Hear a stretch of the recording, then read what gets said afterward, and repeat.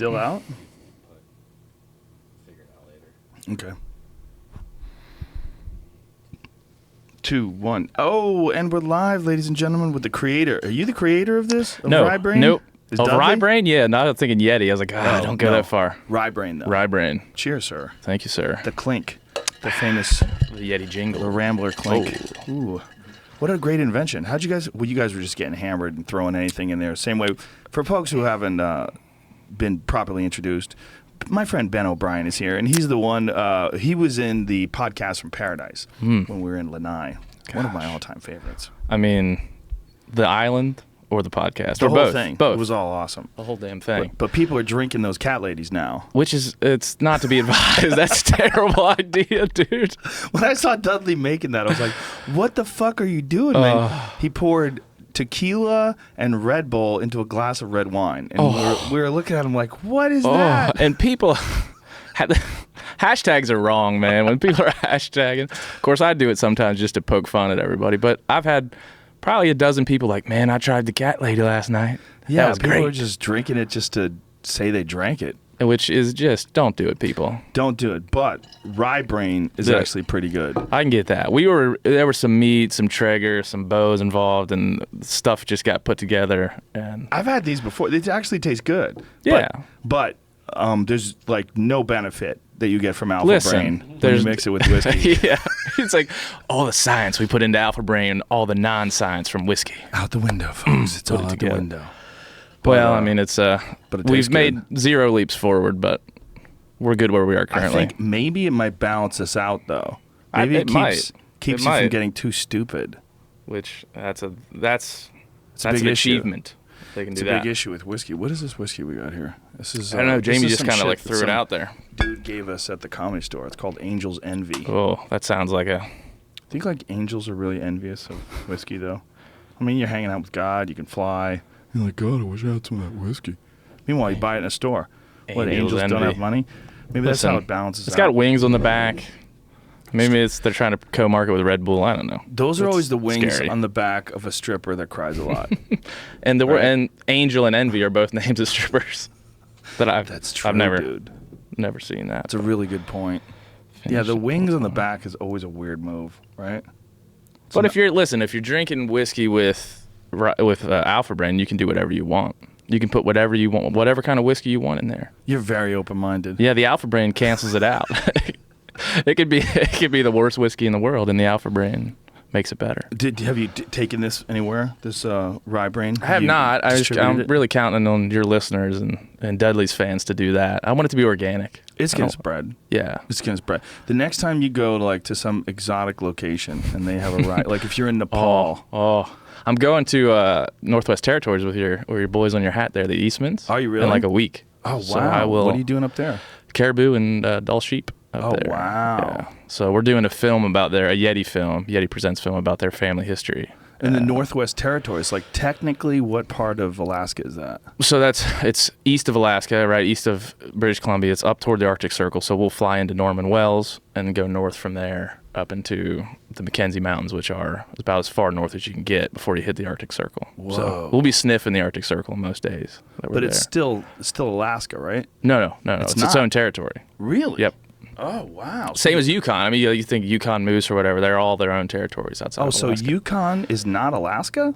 We'd have to look that up. I don't want to be... Right. I'd have to look at a globe Well, and then look and I'm not Google questioning it. like I know. I'm not, I don't know either. But Northwest Territories is its own territory. It's not Alaska. So who for owns sure. that? Canada, I guess. Really? Yeah. Oh, so it's like past Alaska becomes Canada again? Oh, God, this is getting real deep. I should have known coming on this package. You're like, tell me the history of Northwest Territories. So here it is right now. There We're it looking is. at it on a map.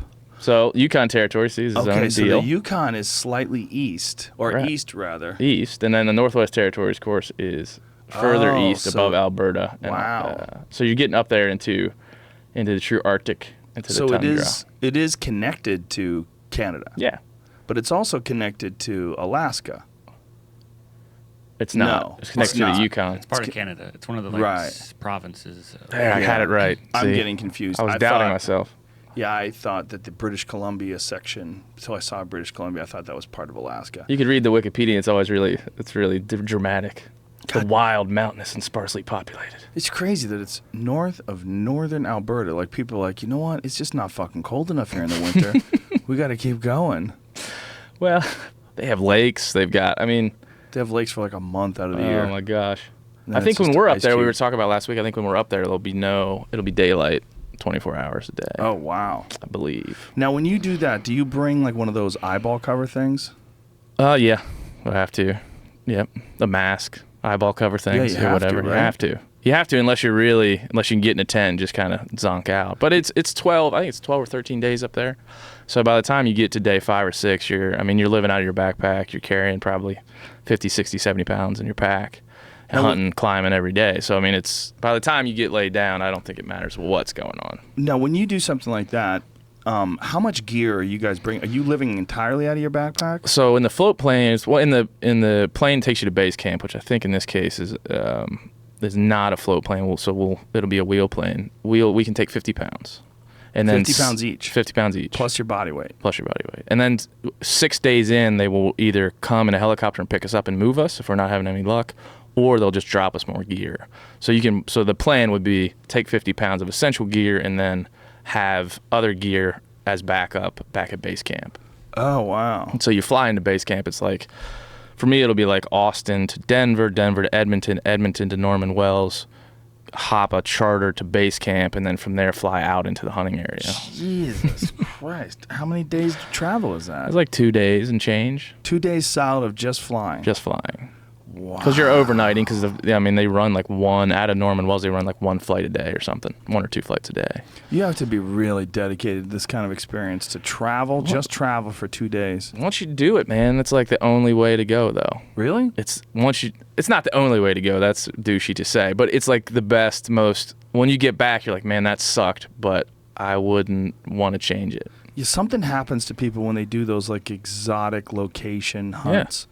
Like when they go sheep hunting and they risk their lives. Like I've seen some video of guys. I saw some video of you guys when you were in New Zealand. Yeah. When you were that was gnarly, risking your lives with every step. Yeah. And it's the whole time too. It's not just like, oh, we got up to this one area where the sheep live. You're just where we were in New Zealand with Green Tree. When you get up into, so there's like beechwood forest. So you're looking at like a 3,500, 4,000 foot mountain, right? We stayed in a little hut in the river valley. And so when you're down there, you're looking up, you're like, oh, that's where the tar live, huh? Oh, 3,000 feet from where we are right now. And vertically. Tar, for people who don't know, is a crazy looking animal that Himalayan looks like tar, yeah. It looks like something out of Lord of the Rings or something. It really does, yeah. Yeah. Looks like a woolly mammoth, but just a miniature version. Yeah, really crazy, woolly, furry, shaggy. Yeah, goat, essentially. Hair. Yeah. Like a goat/sheep. But the funny part about all that is when you first... There it is right there. Look at seen an image. Like, that doesn't even look real. They look like where we were, you would look across these alpine valleys and you'd see them. It looked like a black bear. It looks like a giant black bear. And you're just thinking, where am I and what is that thing? God, it's so... Because I'm not like you have some really cool adventurers like on this podcast. That's not me. When I see that thing, I think, what the fuck? And where am I? Like, yeah, it's wild looking. Yeah, and they live, up in the Alpine. So there you've got the beechwood forest, which is probably, if I would just say hiking straight up for about an hour and a half or 2 hours. And is that an invasive species for New Zealand? They're feral. Or not feral, no. They're non-native. So all the mammals on the island, they're non-native. All of them. And they all were introduced by, and I wish I had really looked up some of the specifics, but they were all introduced by some other countries. Europe sent animals over there. Teddy Roosevelt sent some animals over there like, hey, here. How weird. You're going to want these. And so the problem over there, to get on a whole different subject, is that the people on that island, the residents of New Zealand, don't value those animals as part of the landscape. They're feral would be a good term to the way they view them, to the value they have on them. We have moose and mule deer. That's part of our ethos as a country, right? And our ecosystem. Yeah, too. and our ecosystem. They've been here before we were. Yeah. At some level.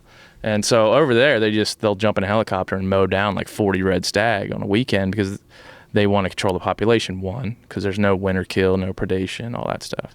But they also just don't see a big red stag the way we see a big elk. They just don't don't have the value for it down there. Well, it's also the weird thing about having no predators is how do you handle that? Do you bring in predators? Like if they don't, they risk disease, and there's all sorts of weird things that can happen, like they have on Lanai. Yes. Yeah, and so that's it, right? And we've done that in this country with bringing down the Northwest, the timber wolf. That we brought him down and put him in the States, and that's, while that may seem like a good solution, when we were in British Columbia hunting moose together, we saw some calf skeletons. Yeah, I showed that picture on the podcast. It was kind of fucked up.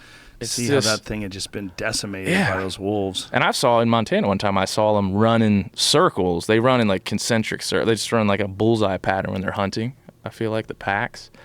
And I just watched. I had killed my elk on the first day of this hunt, and I was watching.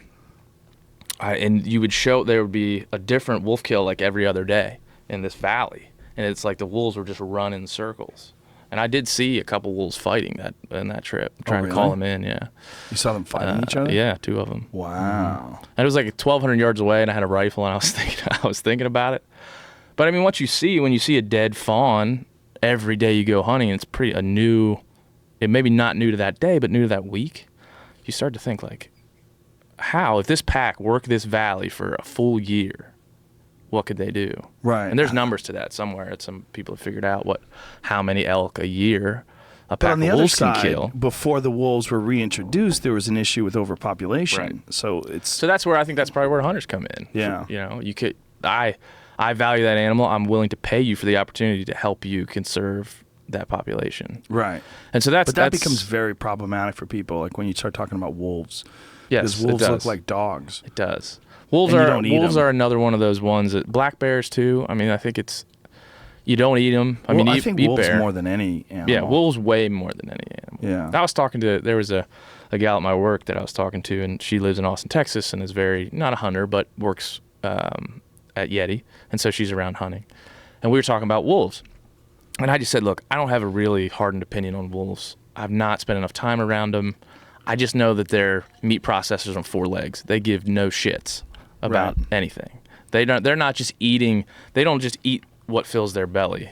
They eat, and then they eat more, and they kill more, and that's all they're wired to do. Right. I've seen that in action, so that's all I really know. I don't know whether that's good for an ecosystem, bad, whatever. And she just said, well, I didn't really know that. Hunting has really bad. Wolves seem to have a good PR agent, and hunting and management have a terrible PR agent.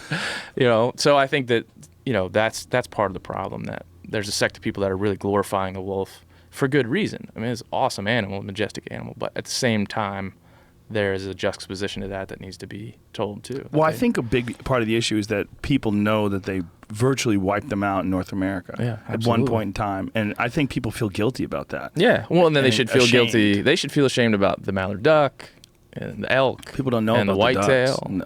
Yeah, but we brought those back to the point where the numbers are higher than they've ever been before. But those same people don't know how that happened, though, right? Those same people aren't aware of how. They just see whitetails around. They're like, oh, that's annoying. Yeah. Hit one with the car. They don't know that at the turn of the century they were almost all gone.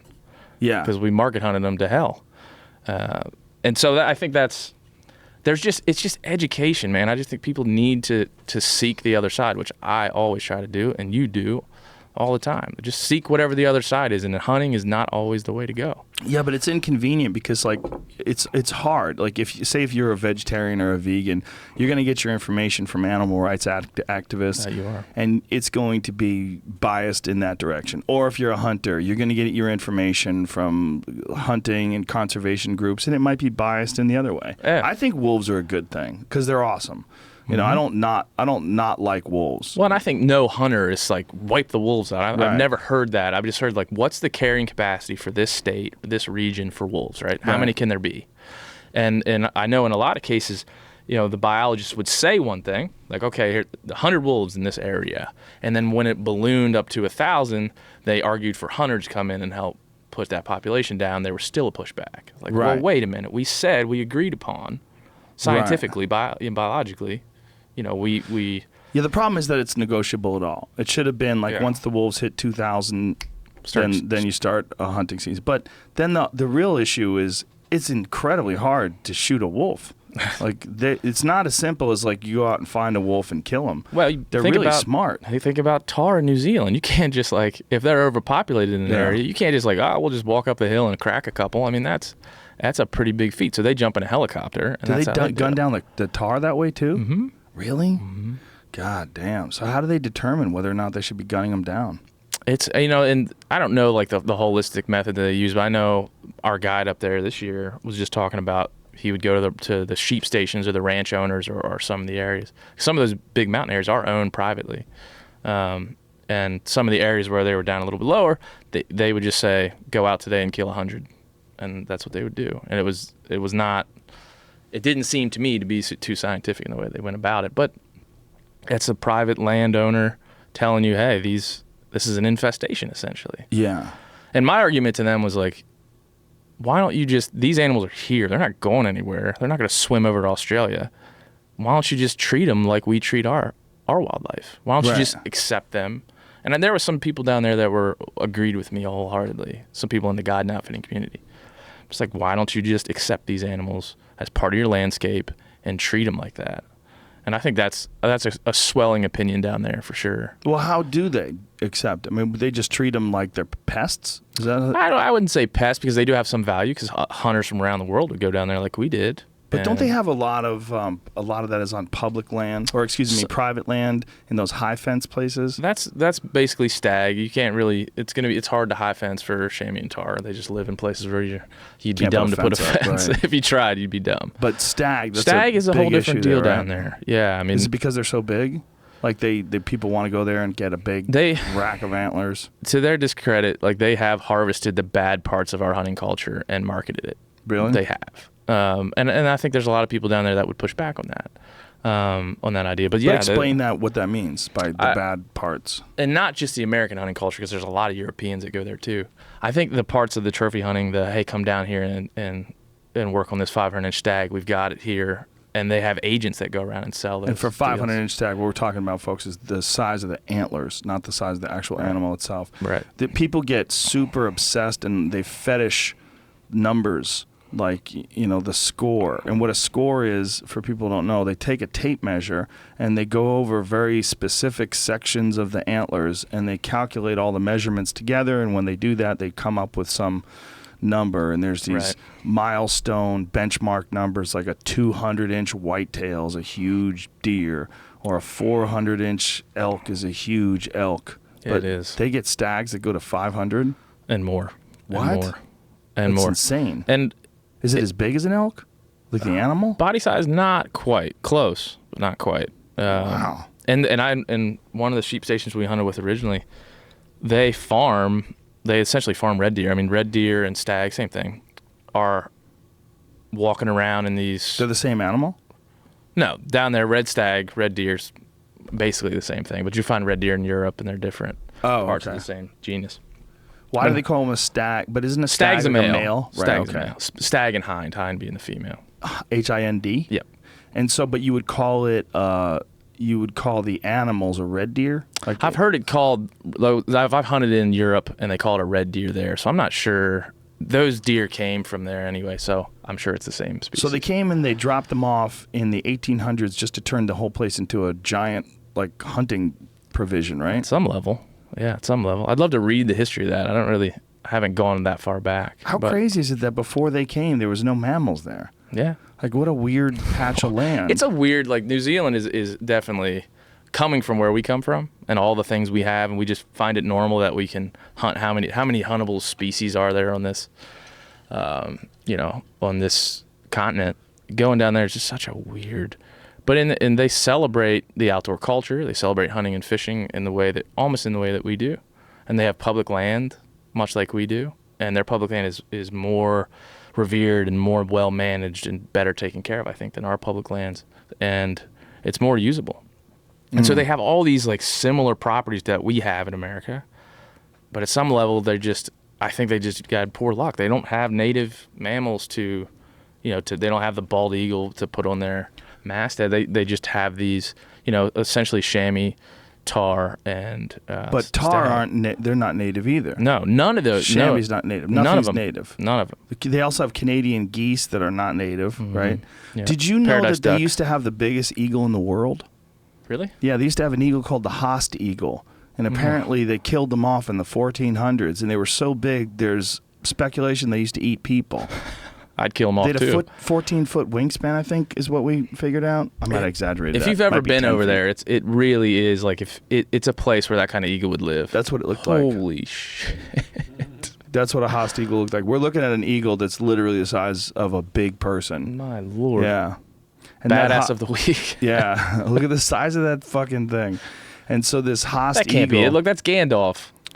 I mean, look, if it's as big as a person, like that picture. Go to that first picture again. Like, yeah. Look how big that thing is. I mean, if that thing spreads its wings, If that you've been is what over it there, looks the like. landscape over there in some of the alpine areas, that it looks like a place where that would live. That would kill you. Yeah. That thing, if they caught you hiking, you'd be Kill you. fucked. It would just pull you off the cliff and just drop you off. Oh. That's not a real Haast eagle. The actual Haast eagle. That's the problem with Google Images. We're getting all kind. We got Gandalf riding an eagle. We got.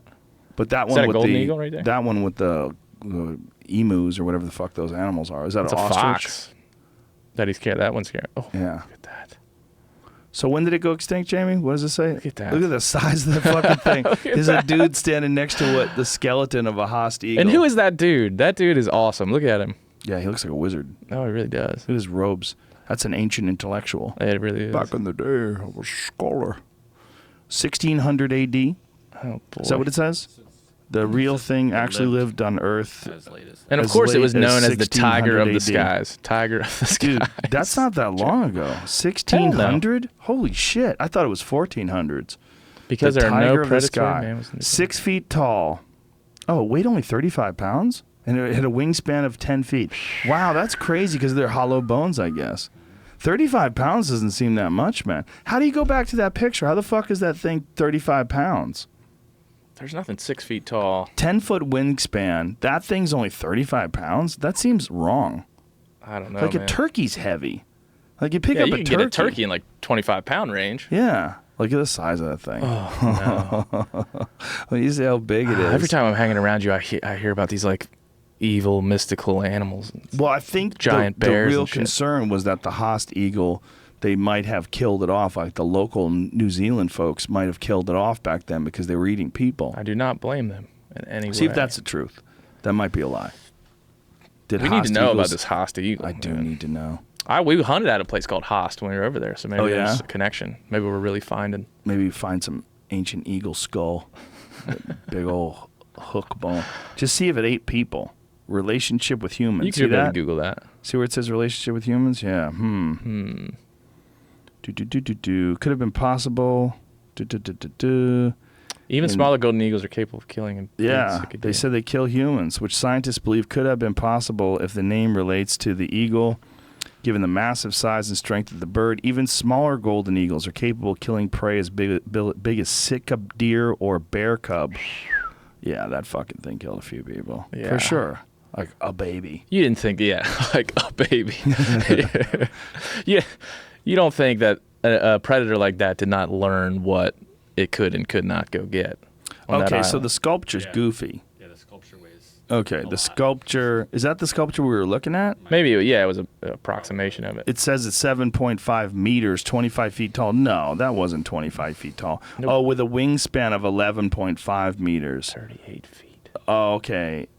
That's the art park that we were looking at in New Right. Zealand. That's just a giant sculpture. Of the animal. Okay, I get you. But there's a really cool eagle that lives in the rainforest called the harpy eagle that eats monkeys. You ever seen that one? I don't want to know about this stuff, man. I think that's the because I'll probably biggest- find myself in a rainforest in like a couple months, be looking up for harpy eagles all the time. Well, there was a dude that was trying to put a camera in a harpy eagle nest, and he got attacked by a harpy eagle. Well, that dude shouldn't have been doing that. Well, he's a scientist. Well, that's what he you should have does. should have worked in a movie theater or something. he should. He That's had his to, fault, though. dude. That was his thing, man.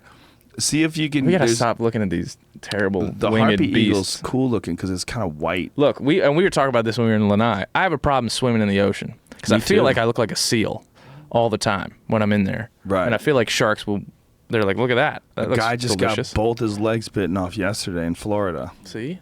Yeah. This is awareness, man. Chomp. Chomp, and Bull you're shark. done. So now I'm scared of the skies thanks to this. Did you know that the bull shark swims so far upriver that they live in fresh water, and they have been found as high as Illinois?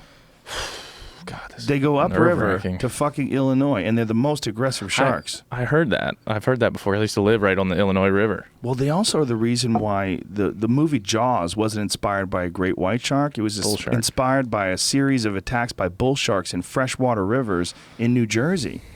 We got to talk about something else. No. It's freaking me out, No, Joe. no, And they made the music. Like, oh, it's terrible. Doo-dum. Yeah, Jaws Gets in your psyche, that stuff. changed What would the people. music be for one of those big eagles? Same. It would be death metal. Yeah. See, I'm done. I can't. You'd be out in the field. Can't You'd do hear it, man. death metal music. I've seen too much. Over in Nepal, they have these big things called langargairs. It's like it's a Nepali griffin. It looks like a big old vulture. You look that thing up, see what the wingspan are on those. But we'd be up on some mountain glassing for sheep, and there'd be like giant thing with Like an airplane. 8-9 foot wingspan, and you could see the creepiest part to me was you could see their heads moving back and forth like Looking they for were shit. they were looking for shit.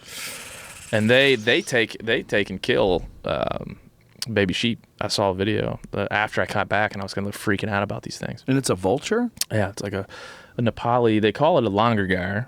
And when we were there, they told us, "Oh, you're going to see griffins." So it had a variety of names, like everything there seems to have. But it looks like a vulture. It's like a giant. I didn't know 4-foot that they vulture. hunted. That's interesting. I thought they They just do. ate Well, I I guess. watched something on like Planet Earth about them, and that they showed them in packs, and they eat bone marrow. So they would get a bone off the ground, fly up into the air, and strategically drop it onto the ground so it would crack open, fly down, eat the insides. Wow. Yeah, Well, how did they figure that out? the same thing. You could just see their brains churning. Like a lot of times you see an animal in the sky, a bird in the sky, and you just think it's soaring around, but you could see the predatory brain of this langargair as it flew above us, just churning as it looked around for what to get after. Well, they say ravens are stupid smart, like as smart as chimps. Yeah. So- Well, you think about this bird. I mean, this Yeah. bird's his brain the size of what? I don't know, a lemon. But yeah. it literally found out, I want to get inside that bone. I'm going to fly up and drop this sumbitch and eat the insides. Well, somewhere along the line, they figured a long time ago how to drop things off of cliffs. Absolutely. They've been doing that with goats and stuff. There's a ton of videos of them grabbing goats and pulling them out like eagles in There you go. particular. Whoa, that's the longer guy. What is that thing? That thing looks fucking evil, man. Yeah, Holy dude. shit. Look at the Yeah. face on that thing. I think when I was over there, when we were in the mountains, I just wrote like a whole page about this langargair we saw. I don't remember it being that color. It wasn't that color. That's amazing. That looks like one in the zoo. Oh my god. They were what jet black, the ones we saw. Imagine how scary that looks, but just being jet black. Wow. The coloration. What is that? Yeah. A bone? A in bone, its yeah. mouth? It's Mhm. swallowing whole. Yep. Ugh. Primitive creature. Just no, like complete emotionless eyes. Yeah.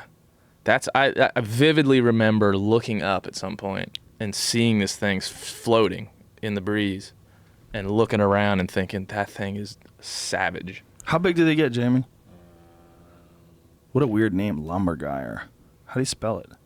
Lammergeir.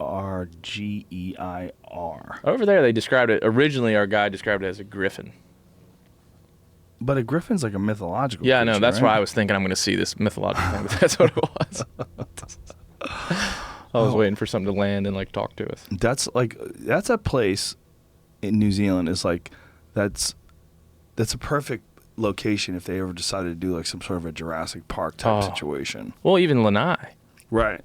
4 feet tall, 9 foot wingspan. There it is. Wow. Yeah, man. Again, but look at this weight, 15 pounds. That's crazy. Got to be. 9 foot wingspan. What is that? You're only like, Whoa. ooh, that's the What is that? I wise don't old want that. wizard I don't vulture. want that. The Egyptian vulture. I'm gonna have dreams about this podcast. That's its closest Terrible. relative. What the fuck? Oh God. Isn't it crazy that nature just designed a really creepy, shitty-looking animal to come down and eat all the dead shit? Where's that picture from? Right there. I don't know, man. Looks like old as fuck. It Whatever looks it like is. it could be in Nepal or Tibet. Overhunting has led to the endangerment of the species. It's just it's weird how nature has evolved these animals, or they have evolved to develop that weird look. Like vultures, like look disgusting. You know, do. but like look at that thing's face. Oh, like there's God. something about the way nature has evolved, or they have evolved. And they're not. Yeah.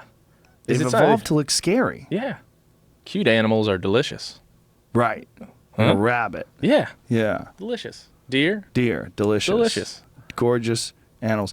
Right. Like if you eat a bear, like some people think bear are cute, but you got to cook the shit out of it. Yeah.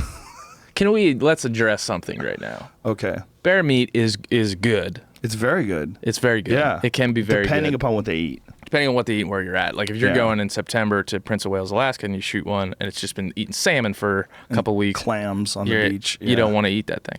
Right. But if you go somewhere where good vegetation and it's got a lot of fat on it, it can be good. I would argue it's not to be celebrated. Like it's not that good. It is not as well. It depends. Apparently, if you eat a blueberry bear, it's one of the best meats ever. Yeah. Ranella raves about it. See, if Ranella does, I've eaten a lot of bears and I like eating them. I wouldn't throw them away or whatever. So I would continue to hunt them, but I've never had that same feeling of like an elk tenderloin or elk backstrap. Like it's just not in that, or an axis. It's not in that category. So I feel like maybe we overcompensate a little bit because there's so much pushback on bear hunting. Right. We start talking about how great it is. How great it is. It's really good, but it doesn't get to that next level. Have you had smoked bear ham though? I have. It's very amazing. delicious. That's pretty damn good. But that's one of those things where it's like it's smoked, it's brined, it's treated. Yes, and that's the biggest thing, right? Most meats that you're going to go hunting for, you look at the cut of meat and you treat it accordingly, right? And so you have to, obviously because of trichinosis, you have to cook a bear all the way through to a certain temperature.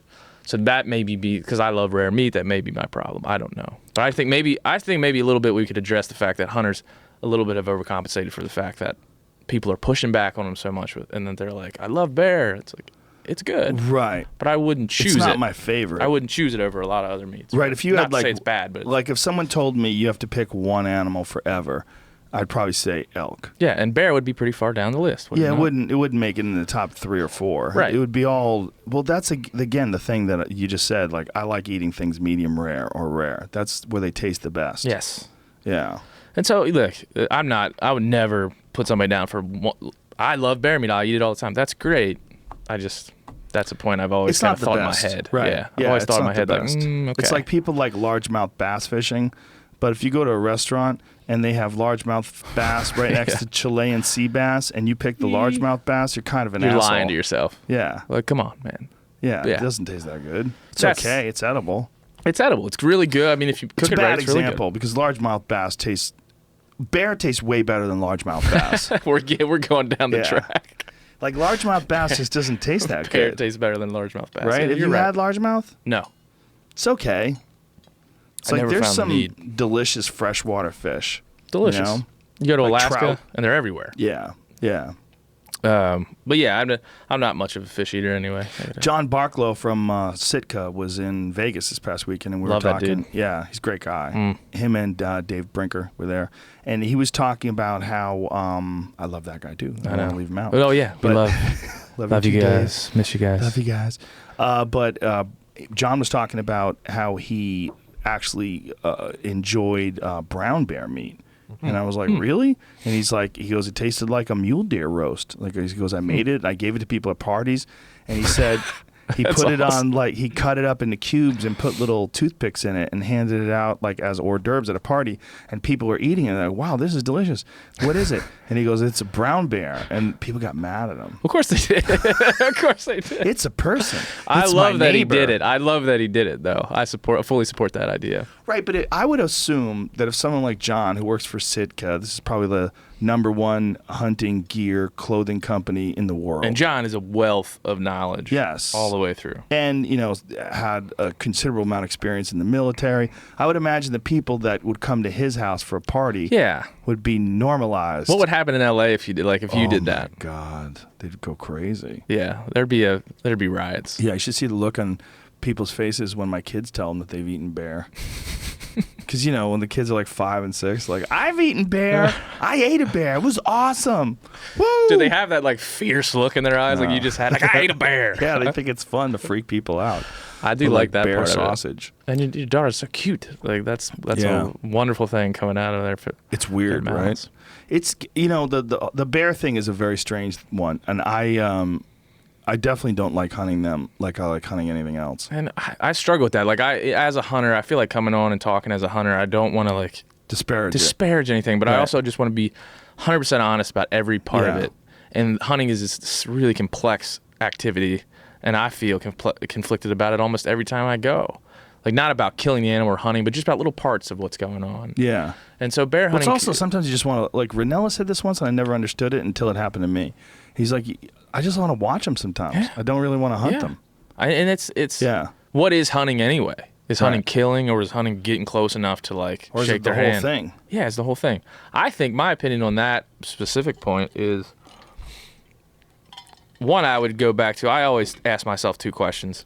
Why are you going? And does this hunting benefit the place and the animal that you're hunting?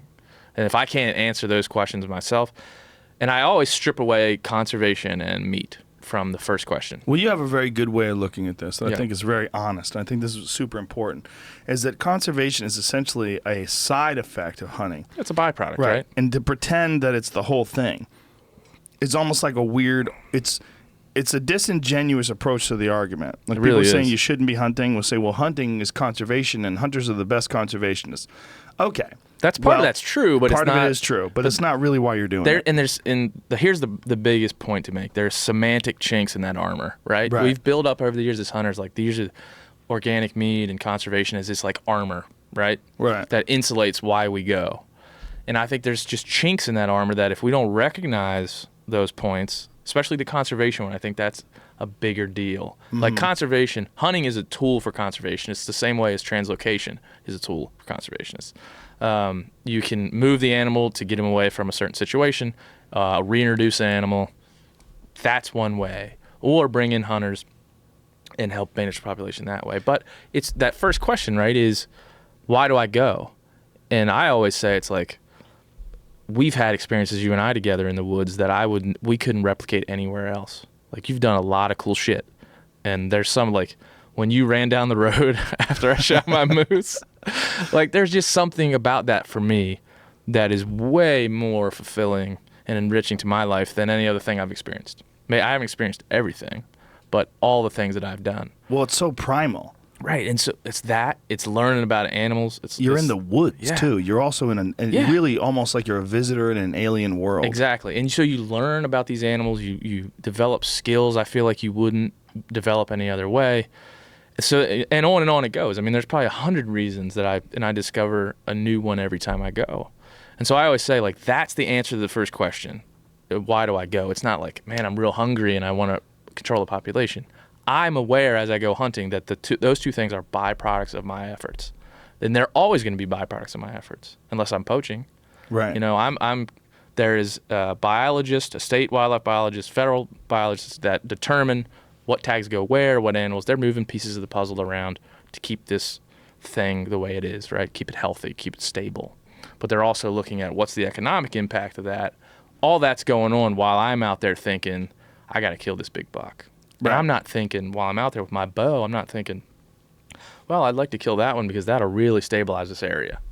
You know? Right. I'm out there and kill that one because I really like backstraps. I know those two things are happening, but they're almost like you pull that away from what's actually going on and focus on why you're there. Like, why did you go to Lanai? Like, what?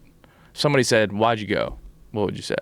2 reasons. One, to bow hunt for meat. For sure, because I wanted to eat axis deer. And 2, because I think that it's great practice. One of the hardest things about bow hunting is just you can practice all day on a target, but it's almost like never sparring. Like you could practice all day hitting a heavy bag, but you never hit a person. Right. Like once you're in front of a person, things get weird. Well, and there's a chink in the armor, right? So you say, I practice on an animal. That's terrible. I would say to that, like, that's just another chink in the armor that we all know is happening. Like if we were conservationists, we would never pick up a bow. Yeah, but I'm not practicing on an animal like I've never practiced before. Right. Like this is a Practicing maybe being the wrong term. Like there's something in there that like Yeah. the experience of stalking an animal is Yeah. pretty visceral. And if you've never done it, you can shoot in your back however the hell you want. Well, I say practice in terms of like when you compete as a young martial artist, it's not really practice, but it is. It is, yeah. Like you're involved in competition. So like, are you hunting or are you practicing? Well, you're definitely hunting, but that hunting is practice for other hunts where you don't get nearly as many opportunities as you do in Lanai. Lanai is one of the best examples of a place that has no predators and a real problem with overpopulation. You weren't with me and Dudley that one time where me and him and his son were hanging out, and we were there at last light, and we were watching these axis deer come off the mountain, and we saw I don't know how many hundreds. I mean, it might have been 700-800 deer coming off this mountain. And we were like, what the fuck? It was just crazy. There's 10 more. Dude. There's 5 more. There's 6 more. There's 11 more. There's a herd of 20. Like, what the fuck? It got to the point where we're like, this is crazy. So in a place like that, I feel like you have a great ethical argument for like they are going to shoot these animals, period. And the only other way to get around it is you bring in wolves. Yep. And if you bring in wolves, well, guess what? Then you have wolves. Then you have wolves. Then And you have these wolves. people also have dogs running around on the streets, and Right. you know, like pet dogs. Those dogs will get fucked like immediately. They're gonna get killed by wolves because wolves want to take out all the Right. possible. You can't have wolves on the Lanai. It's a stupid idea. Right? Hey, everybody. Just stop. We're never right going to there. do that. But so it's one of in terms of like since the animals are there and there's no talk of eradicating them because they have a real value. The people that live there live off of them. Like all those folks that we were hanging out with, like Roman and a lot of the people that work at that place, they eat axis all the time, and it is without a doubt not an. It is the opposite. It is the most delicious game meat in the world. If it's not like gotta right say it's up number there, one. If it's not number one, it's number 2. Yeah. It's amazing. It's so good. Like we ate it at the restaurant. They served it at the restaurant. In The Lanai. burger. Remember the burger we had at that one lunch? Oh Insane. my gosh. And then the steak terrible. place. The steak place at that place, terrible. Terrible meaning good. I mean. Terribly good. Like so terrible, I can't get it out of my mind. Those sliders are Think insane. about. Oh yeah, that's what it was. They were sliders. Yeah. But that's the so- restaurant serves tenderloin, Yeah. and it is phenomenal. It's so good. So why wait? Like that's one thing I always try to separate, and I try to do it only because I think I try to look at it from someone else who's a non-hunter and is hearing us talk or hearing me talk or whatever, and maybe thinking like that's a weird part of that. Like that's strange. And so I feel like if I can say, yes, the meat is delicious. Yes, they got to kill these things. Yes, the local people value the animal because hunters exist, you know, like that they wouldn't just gun them down because hunters will pay to go out there. All those things I think set aside, what am I there for? Like that group of hunters we had in camp was probably, I mean, I've hunted with a lot of awesome, talented folks, was probably the most skilled group of hunters I've ever been around. Well, think about who we had. We had John Dudley, Yeah. who's arguably, if not the best bow hunter in the world, he's in the top 3. I think it's like John. Well, there's like top 4, like John, Cam, Remy, and Adam. Adam Greentree. Yeah, they might be of like all the people I've hunted 4. with. That's the top 4, I would say. I think they might be the top 4 in the world. And if They they're might not, be. if they're not top 4, they're in the top 10. Yeah, right. So these is Come just see us if you think you're better. Come see us. It's a clan of killers. Yeah. I mean, and then you got Shane Dorian, who's a great bow hunter too, and the best big wave surfer in the world. Gotta say about Shane, he's fanatical. Like he would just, I'd be like, hey Shane, you want to like go take a break and get a sandwich? And he'd look at me like, what? Yeah, he's like, no. We could be hunting. Why would we be eating sandwiches? Yeah, he was out there all day. Every he didn't day, even all come day. in. He didn't come in the for best. during lunchtime when everybody else was in because it was 95 degrees outside. Yeah. He's out there on his hands and knees crawling through the bushes, Just crawling. hoping to find one slipping. Just crawling, just forever to crawling. But so that for me, like one reason to do that, stripping away all the things that I know to be right in my own mind, was those people getting them all together, and then like meeting Roman and meeting Brandon and meeting Alec, all our guides and all the locals that were there. Like those are things I learned more about the quick twitch muscle in a goddamn deer. Oh my God. Than I've ever learned. So I feel like I've learned something. I spent time with these people that made me better at not just hunting but everything. Well, for people who've never been around an access deer before, they evolved with tigers. So tigers hunt them. I mean, you have never seen an animal more fast in your life. How about that one deer that we shot? I shot at this deer. It was 60 yards away. It was looking at me, and I was like, I think I'm going to shoot it. It's just standing there. By the time my arrow got there, it was 4 or 5 deer away. It was swimming to Maui. Like, it was at a little. It built a boat and it was rowing over. So 60 yards away, the arrow's going 275 feet a second, and it was nowhere near it by the time it got there. It's like, see ya. Please. They're so fast. They're faster than any animal I've ever seen. Well, with that, let's just say, like, what a weird scenario to be hunting an animal that has been trained by tigers to avoid you. Yeah. You know, what a weird thing. So, like, that's my appreciation. Yeah. Like, that little exchange of, hey, me and tigers both hunted this thing. I know. Like, that's something cool to me. That's outside of this thing. So you talk about that all day, but and then the meat. Look, if you're a person who values animal protein, if you like ethically sourced animal protein, there's no better way to get it than like a place like Lanai. Like, all the pieces are in check. Do they need to kill them? Yes. Is there an overpopulation problem? Yes. Does it provide jobs for locals? Yes. All the good things. I mean, there's a lot of positive sides to it. Yeah. And again, if you're someone who enjoys bow hunting, like, look, it's an uncomfortable thing for some people, but I enjoy it. I like it. I like getting my meat that way. I feel bad if I get bacon from a store. I feel like... Or are we talking about, like, as predators? Like, we are predators. Like, you look at, it's been millions of years we've been killing and eating things. No, humans are herbivores, and that's all a lie. I don't know. I've done some reading. You don't have to reading. be a predator. Look, you don't have to be a predator. You could live off of... But aren't we, though? Some people. But look, you could live... My point is, if you wanted to, I don't want to disparage the way anybody lives their life. You could live off of just pure vegetables. You could live off it. And by the way, there's a real moral and ethical argument if you are a vegan to eat mollusks, folks, because mollusks are more primitive than most plants. They don't communicate as much as plants do. They don't have any sense of feeling. They have no nerve endings that would allow them to feel pain. They're incredibly simple organisms. The only thing that we have against them in terms of, like, when we think about them as being an animal versus, like a plant, people think eating a plant is cruelty-free. Eating a mollusk, you're killing a living creature, right? But that's just because they move. But a fucking Venus flytrap moves too, and it's probably 10 times smarter than, like, a scallop. Like, they're not smart. It's hard to regulate that morality. It is, but I mean, I just want people... If you're uncomfortable with eating chicken, I get it. But so do I. Clams and oysters, and those things are good for you. They really are, and it's sustainable. And the animals themselves are not feeling shit. Yeah. The moral entanglements of all of it is just... Yeah. And like, we say we humans, we wake up in the morning and you consume everything. Like, you're just consuming. You breathe air, you pump out CO2. I mean, and every other animal does too. They just wander around chewing on the grass. And these consumption engines. And like, for us to separate out one part of our consumption and then, like, beat the crap out of it, even though we've been doing it for 2 million years, is in and of itself kind of weird. Well, you know what I think happened? Is your mic on? That was so weird. It was very loud. It was weird. It was like it was in my ear.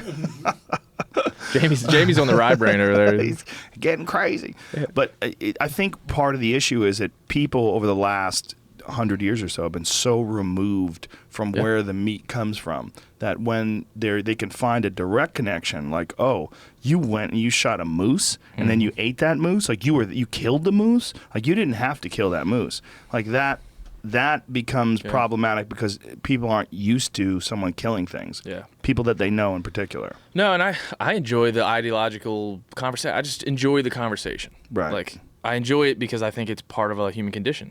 It's part of who we are and what we do. So, yeah, we should probably fight about it a little bit and disagree because it's pretty damn important. Like, this is an important piece of our humanity. It is important. That we're talking about. So I feel very strongly that hunting is, like, the essence of who I am as a human and has made my life better. But I can see how somebody else would say, yeah, you're killing stuff. I can too, and I also think that those people are important. I think so. I think having vegans and having animal rights activists and having to be able to have dialogue with them, it also makes sure that you keep people honest, like people that are hunters. Yeah. Like, like, because we all know unethical people. There's people that are unethical. Absolutely. Well, and look at, like, I always think about it, if you look at the trend of hunting, in the 70s, hunting was doing great. And then in the 80s, started to tick down. Fucking Bambi. That's what happened, bro. Well, I would say we talked about this before, like 3 things. Bambi, maybe Walt Disney. He was maybe a dick. I don't know. And then urbanization, Right. which correlated with the decline in hunting, and then hunters being the third one. Messaging, Yeah. we're bad PR agents. Some of for them are ourselves. bad PR agents, and Not then all of there's them, and we people get- like Ranella that are amazing at it. We're way better now than we were 5 years ago, and Yeah. we'll be better tomorrow than we were yesterday. Well, But I I think- think like in general, like if you look at that line graph, right, in the 70s it was going nicely, in the 80s it started to decline, and I think 2011 was the first time it actually went up. Oh, really? The number of, I think it's license sales or number of hunters participating. I wonder what caused that. Well, I bet it's like the organic food movement. there was a study that said locavores. They were talking about more women. They talked about returning military members. I remember reading the study. I think those were the top three. But I think locavore was probably pushed out there as like the way to reverse that second point, the way to reverse the suburban and urban rise was to take that suburban male or female and say, you can hunt and get your food. Right. And then that's a way to kind of reverse the decline. And I think that's probably what was happening. Well, everybody wants to go with locally sourced, locally raised, grass-fed. People are trying to go to farmers markets and Yeah. connect with the people that are actually growing the animals. Yeah. And this is like one step better than that. Instead of having an animal that's in captivity, go out into the forest. But Well, there's a rude awakening for a lot of these people that think they're going to just go ahead and try it. Like, it is not easy by any stretch of the imagination. That's the other problem. It's the Grand Canyon. I would love to procure my own elk meat, and killing an elk is like being on two sides of the Grand Canyon. Yeah. Like you can't. There's no bridge to be built there. You got to take it one step at a time. And for most people, that's just not. They don't have time for that. They don't Right. have the want to do that. So I would say, what is there, like 14 million hunters in the world or something like that, or in our country? How many non-hunters who don't either have like the wherewithal to get educated or want to, or just don't fall into the anti-hunter side, like the agnostic crowd? How many of those are there out there? Right. I don't know, but it's hundreds of millions of people, or there's a lot of them. I don't know Well, what the number is. urbanization, one of the things it's done, just careers in cities. It's eliminated almost all of your free time. Yeah. And if you wanted to go out and procure your own meat, first of all, if you want to do it with a rifle, that's going to take a tremendous amount of time. Absolutely. But if you want to do it with a bow, Absolutely. multiply that by a factor of like maybe 5 or 10, maybe Yeah. 10. Well, if 10, you want- 10 is probably pretty honest. Honestly, and then you're talking about one of the hardest pieces is access, right? Right. So even if you get with John Dudley and you learn how to be a great archer, and you understand that in your suburban area there are some places where there's deer that you may kill, you got to get access to those Right. places. And then when you're done with that, you've got to figure out a way to get that thing from dead deer to meat and all the other things. So Yeah. it's just so complex. How would you ever expect somebody just to have like a desire? You were like that at some point. We talked Yeah. about Well, this way back. Ranella opened the door for me.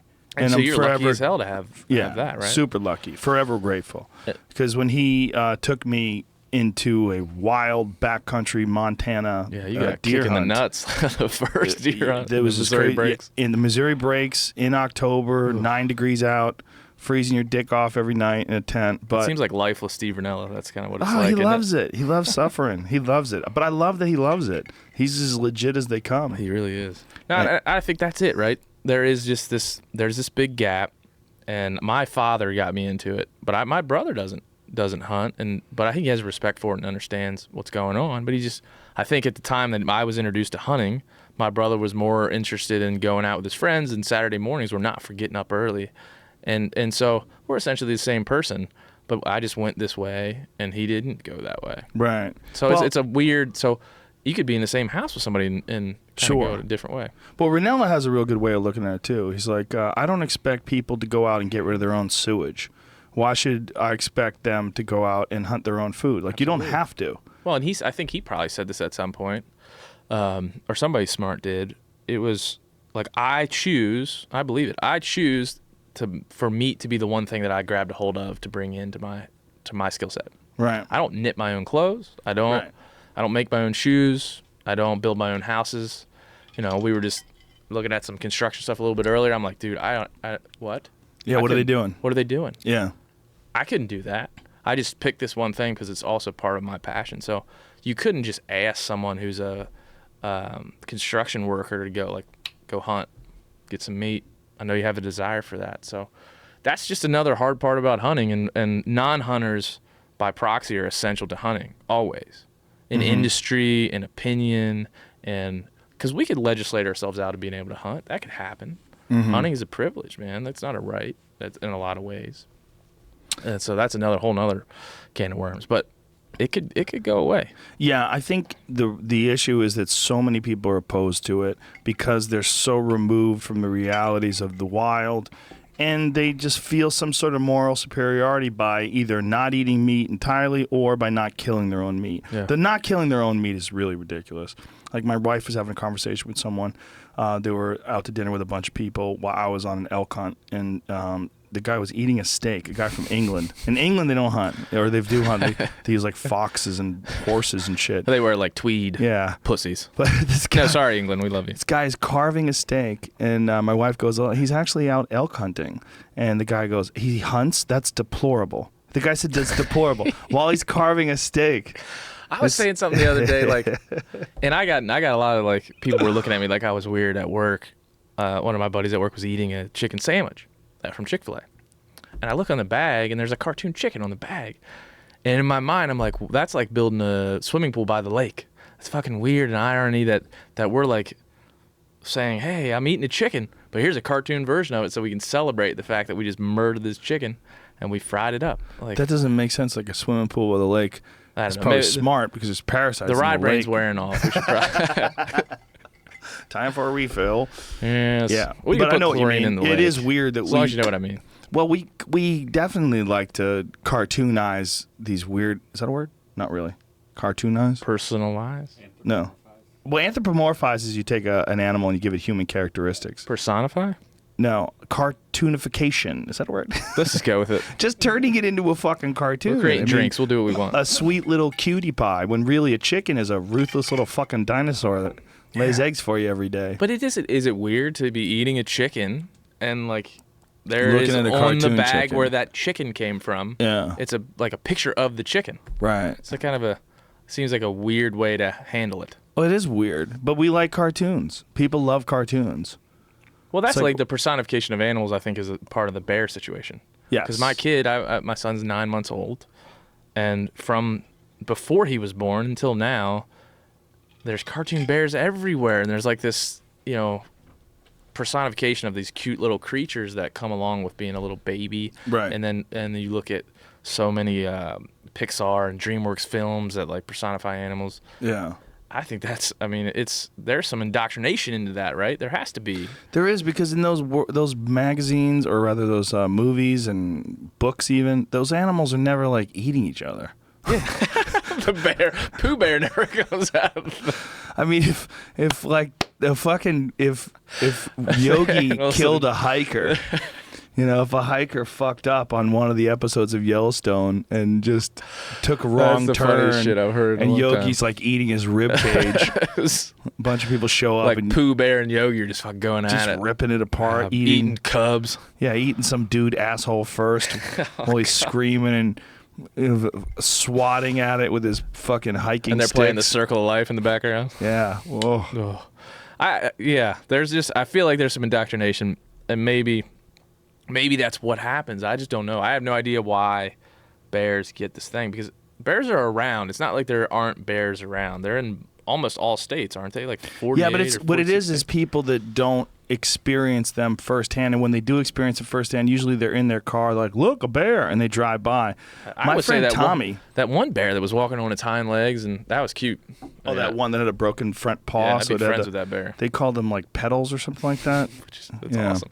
There was my friend Tommy, who lives in Connecticut, sent me a picture of these bears that were in the middle of the street duking it out in Connecticut. Like, they're invading Connecticut now, and they don't have any pressure. So here's the thing about bear hunting as opposed to anything else. Like, California's weird in that they don't hunt mountain lions. But what's good about that is California has very little deer.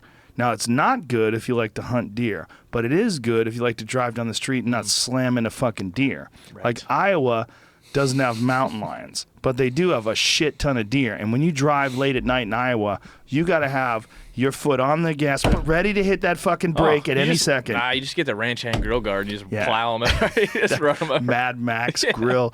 People, like, everywhere you look in, like, Iowa and Montana, these people have pickup trucks with these battering ram front grill things that they put. How many deer did we kill in Lanai? Were you in any of the deer? We must have hit, I with think. a car? Oh, yeah, with Brandon's truck, I think we hit at least 2 or 3 deer. Did you? While we were in Lanai. We were there for we 5 never hit days. any. Roman's a better driver than Brandon. He must be. That's what's going on. Brandon, if you're listening. We never hit Hansel any. 10 and 2. We didn't even hit one. Yeah, we hit multiple. But they were telling me about them. They were like people just slamming into them all so there over the you place are. out Like there. that's a I'm sure the insurance industry would really enjoy. Well, in less deer. Camstown last year, a guy died because a guy in front of him hit a deer. Oh, right. And the deer flew through the air and went through his windshield and brained him. Oh, that's Yeah. poor luck. That's a shit luck. That's And having a longer. Do you hear a story like that? You're like, I would have ducked. Do you hear that? You're like, I would have ducked. That guy's a pussy. I'd have been like, no. In the People think stupid shit like that, right? in the moment, That was me, I would have been driving my car and I would have seen this deer flying through there, and I'd be like, well, it was a good run. Like there's nothing I can do about it's been a good time. an airborne deer. Like that's just Right. bad luck. Yeah, 150-pound blacktail. Yeah, like Hurling through the air. What full the of hell? Antlers and hooves. Yeah, I'd have been like, ugh. Well, I lived all these years without this happening. That was lucky. That's probably more lucky, right? Yeah. Yeah. But that's, I mean, you start to like break down those things, like more animals, less animals, the value of them, and all these things. What a complex freaking thing to have to figure out. I always just get, the more you read, the more you jump in, the more you go, going to New Zealand, going to, Northwest Territories, going to Nepal, you go to these places and you just realize that everybody has the same essential problem. Like, how do we cohabitate? How do we live with these things that we were in some ways meant to consume? Like there's evidence of 2 million years ago in Tanzania, early humans, hunting. And so 100,000 generations of people have lived on the hunter-gatherer diet. Then you had the Industrial Revolution, a couple generations of people kind of were introduced to a new diet. And then the last couple generations, you have processed foods. Right. And so you everywhere that I've ever been, you find people struggling with that thing. And it's But we're not. It's just not us in America. Right, but you can exist on a plant-based diet. I mean, Yes, I know a lot of people that do absolutely. it. Absolutely. It can be done. And I'm So- sure in those 100,000 generations, there was plenty of people that didn't, exist on the hunter-gatherer diet alone. But the majority I wonder of how humans. many there were, honestly, because I feel like people were just really super opportunistic back then. I mean, if you were just trying to survive and struggle, I don't think you could say like, "Hey, I don't want to eat that rabbit because I feel bad." that rabbit is the way I live, and then That's you have the to only- wear its pelt, and you're like, that's a different deal. I was writing a piece one time, and I got into reading about these basket weaver people that were in Valley of Fire State Park in Nevada, which is really close to Vegas. And you should go if you've never been up there. Basket weavers. Yeah, basket maker or basket weaver people. Are they like Native Americans? Yeah, they were essentially a roving band of nomadic hunters. I can't think of the year. You probably look it up and find it.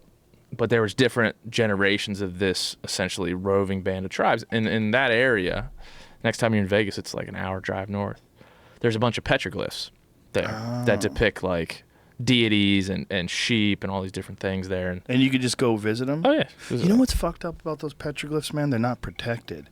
Like, there's a ranch in Texas that a buddy of mine went to, and he's like, you could just go over there and touch these things, and they might be 5,000 years old. I did that when my wife and I went up there. You could have had a can of spray paint. They weren't like. How fucked up is that? It's strange. It's strange that you wouldn't find a way, but also probably, it's probably okay because it's a natural occurring. It's a natural place. You don't want to put fences up or have guards standing there. So no, what I the mean, solution it's is, actually I don't know. pretty badass that no one's fucked with it so far.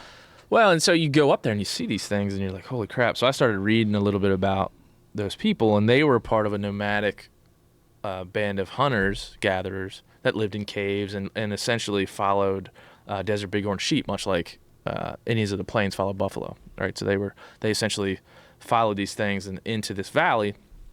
Eventually, the Anasazi Indians move in. they start cultivating the land and planting crops, and you get this like, oh my gosh, agriculture and hunting, which one is better? What do we do? And so the whole story of that interaction is interesting to me because it's kind of the evolution of our culture, right? Hunting has created this social structure, ways for us to communicate. It's created all these things, ways for our body to grow and expand as we were, early humans, ways for our brain to expand and grow and function differently. And then you have this like, oh, it's a lot easier to plant crops in the ground than it is to go kill a sheep, right, guys? Right. Anybody? Is this easier? And so then you get into this weird thing like, what do we do now? And so I think their story was very much like the Anasazi Indians. They go in and they cultivate this area, and as long as they could grow crops, that's what they did. And so this nomadic band of hunters kind of settled in this area. And so I'm sure they still hunted to get meat because they have to, because you can't grow a whole year's worth of food for a valley like that. But I think agriculture kind of won out a little bit in that scenario. And as it would, it's easier way to live. Yeah. It's an evolutionary easier way to live. I mean, the whole thing is filling your belly. That's the whole thing. And everything, you can do to do it, whether it's with deer or whether it's with corn or whether it's with tomatoes or whatever you can grow. And, you just have to eat. I mean, that's the whole picture is staying alive back then. That's not our whole picture today.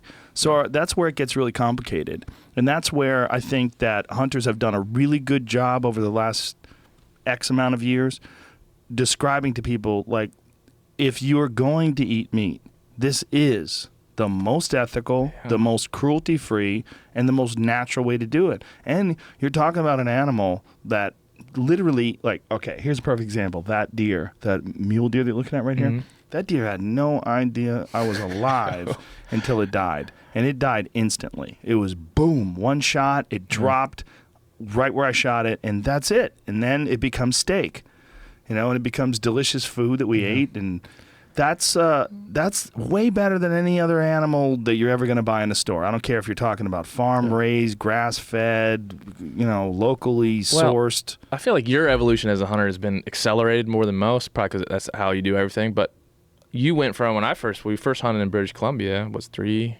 years ago? Yeah. To where you are now. I mean, you've evolved in this, like, what you see as hunting and in our community and in our world and doing different things. And in some ways you evolve from, when I was a kid, we just shot deer. Oh, here's a spike. Here's a 4-point. Shoot this deer, and that was a great day. We drag it off and eat it, and it's great. Now, I understand way more about what I was doing then and what I'm doing now. And I think what as hunters we need to be cognizant of and comfortable with is you change. Your sensibilities change over time. You don't become a trophy hunter. You're not a trophy hunter, but you do appreciate the difference between a small antlered animal and a large one in terms of its maturity and it's how awesome it is to see a 380-inch elk or a 200-inch deer. Your pursuit is different than it was when we shot that moose. It is also, but also part of the pursuit that's different is that I understand that the benefit of going after mature animals is if you're getting a mature deer, you're talking about a deer that's 5 years old. That deer has had 5 breeding seasons, has spread its genes, and by killing it, you're going to give a chance to the younger bucks that are coming up to breed. So it's done its part. It's spread its genes. It's created its progeny, and now you'll take it out of the mix. And this is the right way to do it because then you ensure a healthy herd, that, especially for bear. That's the big argument. You want to take out the dominant males because the dominant males actually eat the cubs. Marauders of animals. That's the craziest part about it is by shooting a boar, you're going to save the lives of many bear. Yeah. It's in many ways, it's kind of a catch-22 because you're talking about controlling populations. Well, isn't it catch-22 that a younger deer tastes better? Yeah. And so, you're out there, I really love access to your meat, but when we're over there, they're like, we have certain call bucks and there's certain things you want to shoot. It's like, I really love access to your, and if I was out there just for meat, I would have shot the youngest. Probably not the youngest, but I would have picked a certain age group. And Yeah, but I'll tell you, here's the argument against that with axis deer. That deer I shot was not young. That was a big-ass deer, and that fucking thing's delicious. It's delicious. If they're better than that when they're younger, I don't even need that. It's a fact that a younger animal is more tender and is a better cut of meat than an older animal, for sure. Yeah. In most cases. It's not all cases, but, that's the general That giant elk that I shot where you saw the antlers They're back all there? delicious. That's amazing. Yeah. I've been eating that thing for 8 months now. It's fantastic.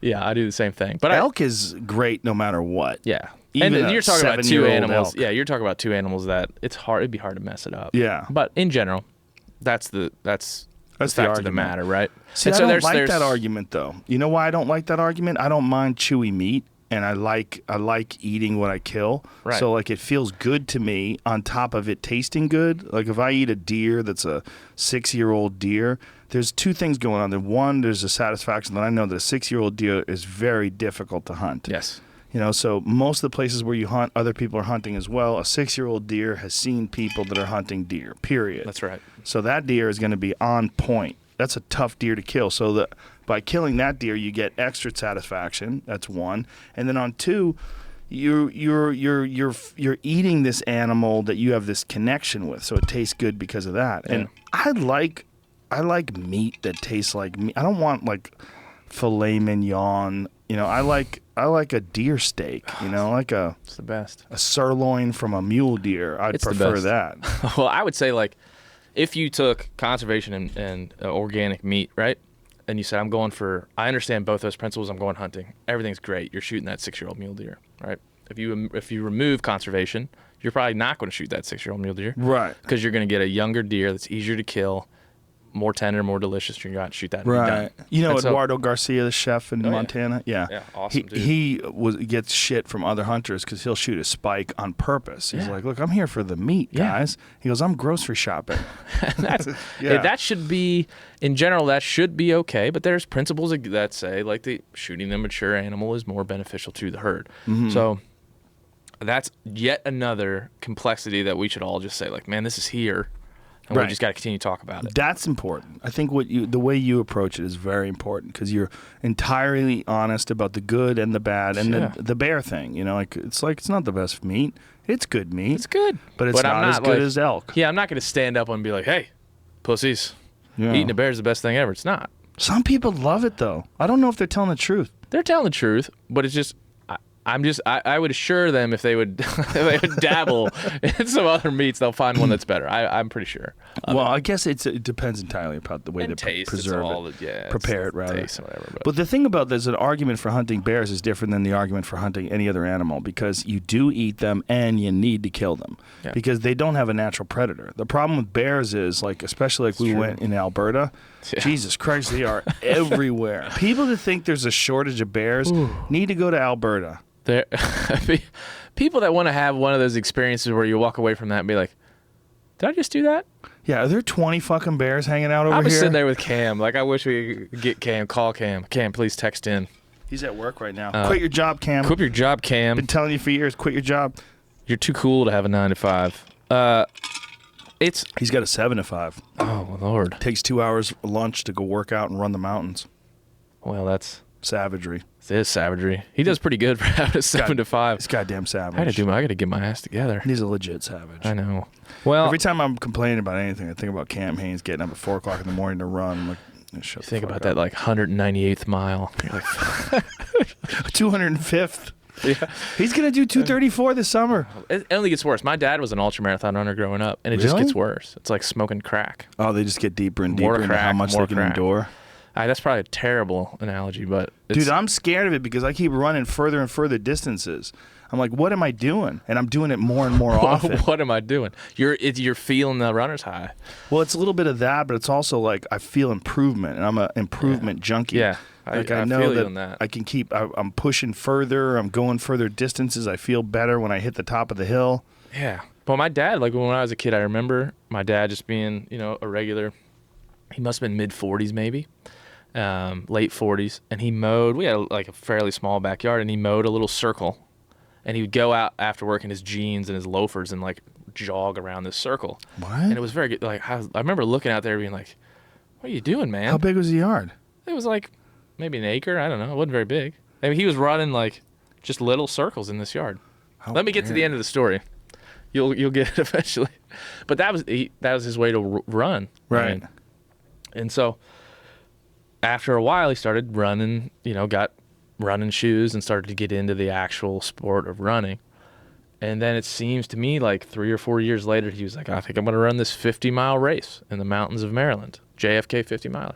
And had he run marathons? No. No.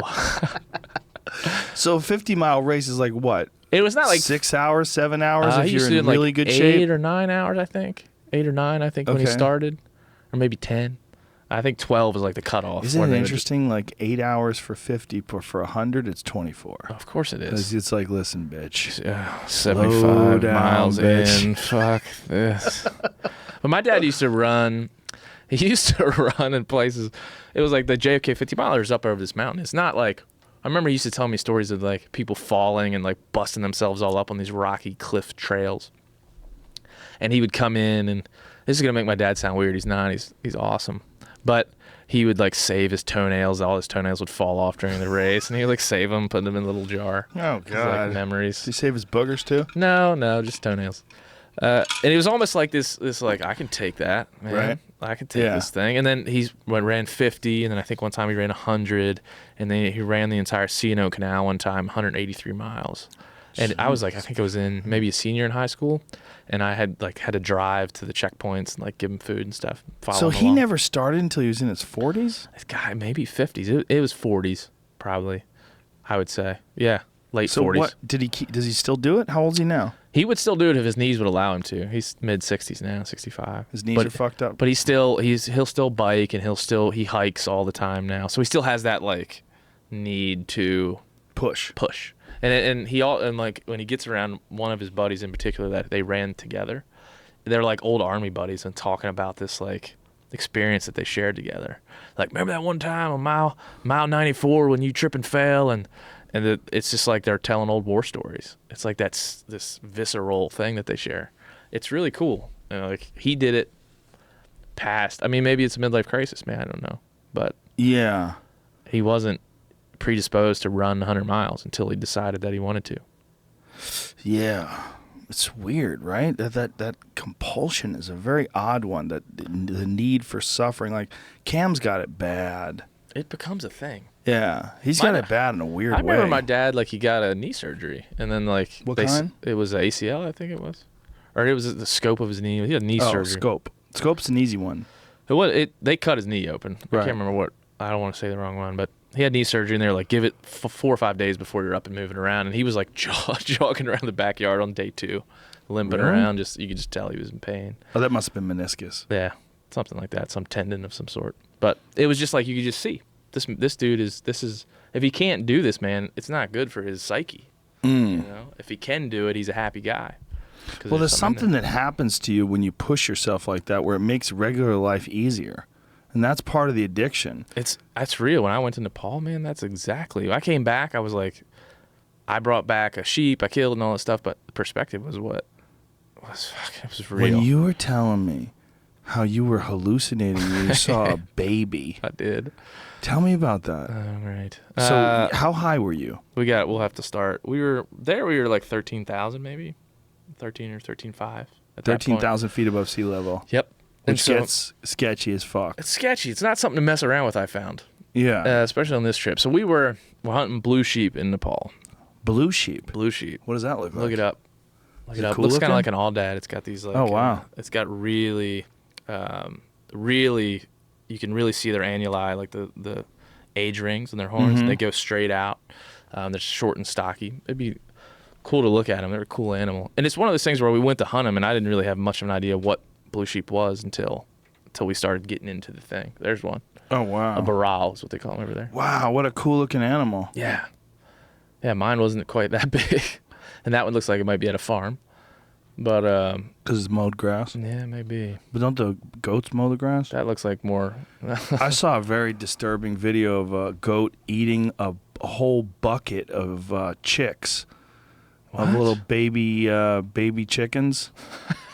Yeah. It was on. What were you watching? It was on an Instagram page. I think it was either was Jimmy Jew or Clownin' the Homie. Yeah, that's it right there. Look, this fucking goat is just sitting there eating. This is on gross, man. YouTube. And what's the name of the video, Jamie? There, amazing goat eating a live baby chicken. So there's several bins of baby chicks, and this goat is just standing there, and it just reaches in, chews one down, and the goats aren't carnivores, so they don't have the teeth for this. And this baby chick's trying to fucking claw its way out. Look at this. Watch. I don't want to watch. He reaches in. Oh, he's just like, I'll get one. Oh, I can't catch it. He lost that one. That one lived. But look, he gets one. Here we go. I got you, bitch. Oh, he's good. And he just starts chewing. It. Just starts chewing. Like, what? What is happening? Oh, look at this one. Wild impala fights back as its guts fall out. I feel like we're really making the case Jesus to be Christ. predator hunter. Yeah, look at this. This Oh, no. impala is getting chewed apart by this wild God. dog. Oh, my God. Don't do it. Don't stop it. Oh, my God. But it's just lying Oh, it's in. there. It's in the cavity. Ah. Yeah. Oh, Jesus Christ. That's like where the bacon is. Oh, now it's up on its feet. It's that's terrible. Oh, my God. Oh, Africa. you're a dirty mother. Look at this. This impala's like, come on, bitch. You ain't eating me. I'm stabbing you, motherfucker. I know I got weapons on It's my like, head. look at your tail. Look at this showdown. His guts are literally hanging out to the ground, and it's standing up. How tough are these things, man? And I mean, I would not want to get gored by that impala. Oh, yeah. And a horn. The dog doesn't either. Are they on a road? Yeah, they sure are. There's a road right there, paved road. Look how it just circles him, too. Looking to catch him on the flank. Isn't it just messed up that like wolves and coyotes, they hit the back legs first? Yeah. They cause that shock and blood loss. I'm a big fan of cats, because at least cats will grab you by your neck They and really kill will. you. This Yep. motherfucker is not doing that. This is weird. There's a whole minute 30 left of this. Yeah. Oh, there's more. A bunch more come in. He's like, that's it. That's a wrap. Oh, and they just grab the guts. Oh, Look they- how much more is falling out now. Oh, how can it be alive? Oh, I have no idea. I don't understand. And they're just going after the legs. Here comes another one. Yeah. Oh, no. It doesn't know what to do, man. Oh, God. It's so Why are crazy. we watching this? We're having some vegan Oh, Jesus. dinner tonight. There's like, what, 6 of them? 3, 4, Joe, 5, 6, why? 7? 7 It's dead wild now. dogs. Hopefully it's dead. Yeah. It's Now, dead. look at the chunks. Oh, they just pulled the guts out And then all in one hunk. there's one watching. Look how fast they tear that fucking thing Why? apart. Look at that. It's just body cavity now. Holy Where's shit. the head? Did they drag the head off? Yeah, man, they're no jokes. This And is those guys are terrible. nothing compared to hyenas. Yeah, it's hard out there is the point. Like, if you get hit by an arrow, it's way better than that, folks. That was like So, 3 you minutes know. of terror. Yeah, we're going for the vitals. We're going for double lungs. We're going for a heart. It's going to end nice and See, quick. now this is the biggest problem with the internet. You get from like, what's a blue sheep to that shit? like 2 clicks. Yeah, well, you can go way deeper than that, you know? Yeah. I saw a guy chop his dick off the other day. What? I just for a goof, I was looking at different hashtags online, and I looked for hashtag triggered. I think I might have wrote hashtag triggered in something, so I looked for hashtag triggered, thinking I could find a post that I wrote. Oh, good luck. There's millions. You're And always one of them was this one dude chopping his own dick off, and they somehow or another it got on Instagram. And I was like, how did that... got like, on Instagram? Yeah, nobody caught it before they pulled it down. Look, there's no way they can take down everything fucked up. they're hashtagging it though. That's savage. Do you think the guys are like, they're like, well, we're getting ready to get this done. What do we do for the hashtag? Because we got to market it. Like we got to have people Triggered. triggered. Hashtag triggered. Yeah, they have to market it. Isn't that funny? Marketing is a big thing, right? You know what? I was reading some Self-mutilation. fucking YouTube, not even YouTube, rather, some Instagram person was talking about what they do to market their brand. And all they were like a fitness person. I was like, get the fuck out of here, man. You have a brand. You have 10,000 followers. Are you a brand? Or are you just some dude who does squats? Yeah, you can't be like Tuesdays, arms and back. Yeah. That's my brand. It's my brand. It's my brand marketing scheme. Working hard on my brand. It's like those kind of phrases. People use those a lot. They won't do something because it's off-brand. That's even that's an extra level of douchiness, I feel like. Really? You It's ever heard not someone like say my that? brand? Like, I won't put that up because it's off-brand for me. Oh, it's Oh. not like my brand. Right, exactly. That'll fuck with That's what they're putting out there. Listen, Yeah, listen. that seems quite preposterous. Social media. So, tell Stop me it. about seeing the baby in Nepal. Oh yeah, let me finish. So you go pouring up this, there, you're looking for this whiskey, blue Joe sheep. Rogan. Yeah, so we're looking for the blue sheep. So I'll start off by saying that we were hunting in a very rural. When I say rural, it's like 6 days walk from the nearest road where we were at. It's called the 6 days 6 worth of days. walking. And I said, how many days walk to the paved road? And they're like, I don't know what you're talking about. I'm like, we don't know. We couldn't gauge that. And so we're in this remote region of Nepal, in this district called the Rokum district. And to say that the Rokum district is full of this like these primal people and animals, and it is really this out there place. I think, to be out away from civilization, that was the furthest I think you could feel. I mean, we were out there, and the people there were part of a civil war, the Nepali Civil War, from 1996 to 2006. This district was maybe the epicenter of the rebellion. There was a Communist Party rebellion against the government, against the monarchy. And so the people there are amazing because they've lived in this abject poverty for their entire lives. And not only that, they've lived through this civil war in recent times. I think we think about civil wars as like thing we go to see at a national park. So anyway, we're with these people. We're hunting. We get helicoptered into 10,000 feet, which is this just knob in the middle of nowhere. We hike about a full day to our base camp, which is this little village called Dule Yarsa in the middle of course, nowhere. It's like this terraced village. And we meet our Sherpas and meet a bunch of locals. And from there, we go up. We're going to do, I think we had 2 or 3 more days of hiking just to get to the area where the blue sheep live. So you're hiking from about 10,000 feet, and at our highest, we were at probably 16 and some change. And so the first day, we go up and we acclimate. We sight in our rifles. We're hanging out. And we go into this lady's little mud dirt hut, essentially. It's just like probably half the size of this room with a goat standing in the corner and a little fire pit. We're sitting around this fire pit. And she starts telling this story about how right where we were sitting during the rebellion, the government police came in and shot 6 men right where we were sitting and buried them out back. Christ.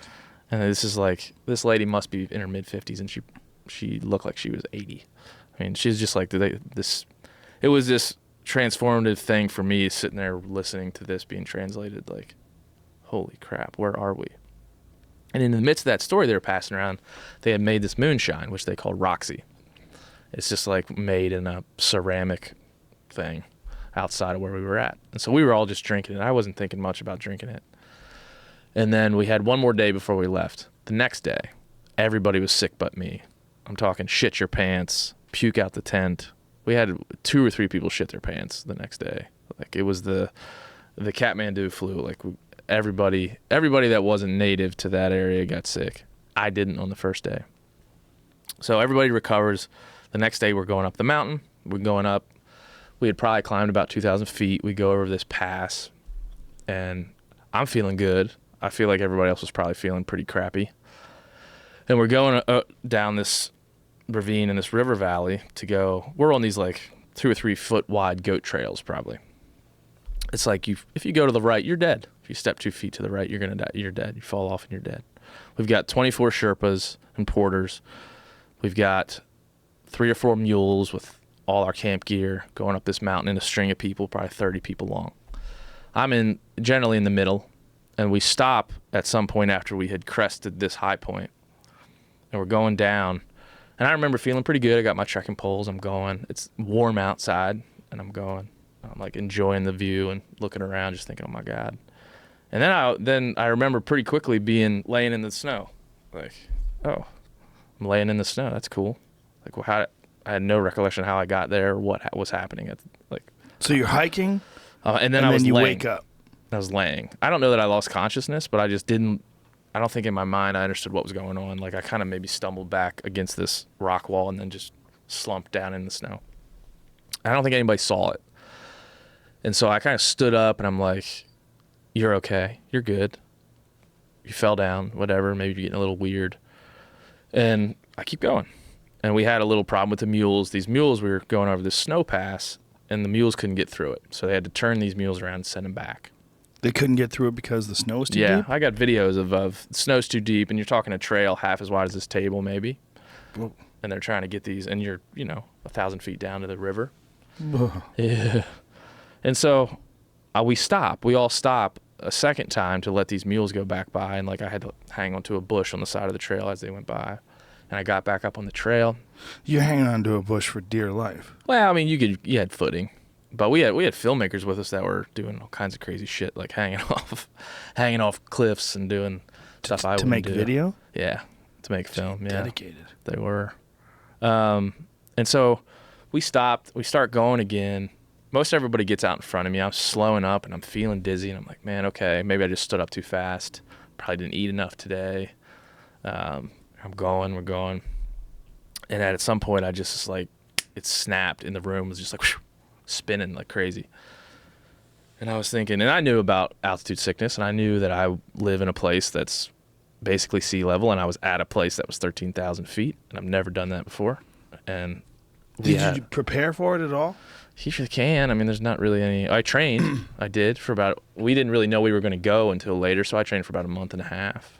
But not. You can't train like there's no. They told me before we go like, altitude sickness. There's no predictor. You could be a rookie or you could be a veteran. You can get it like that. Like it's part of the way your brain loses oxygen at those altitudes, and it's just no real predictor for it. And so I don't think physically I was having any problems, and I don't know that I had altitude sickness, but anyway, the effects were, I kind of sat down, I just couldn't go anymore because I wasn't about to walk on this trail and I couldn't freaking stand up. Right. And so our medic / interpreter / producer, cameraman, Ben Ayers comes back to me and starts talking me through. He's, this dude's climbed everywhere, been everywhere, and is a medic. And so he's talking me through a little bit of the situation. He's like, this is not good. Like, if you're too dizzy to walk, no good. So let's get some water in you. Let's rest. Let's get some food in you and see what happens.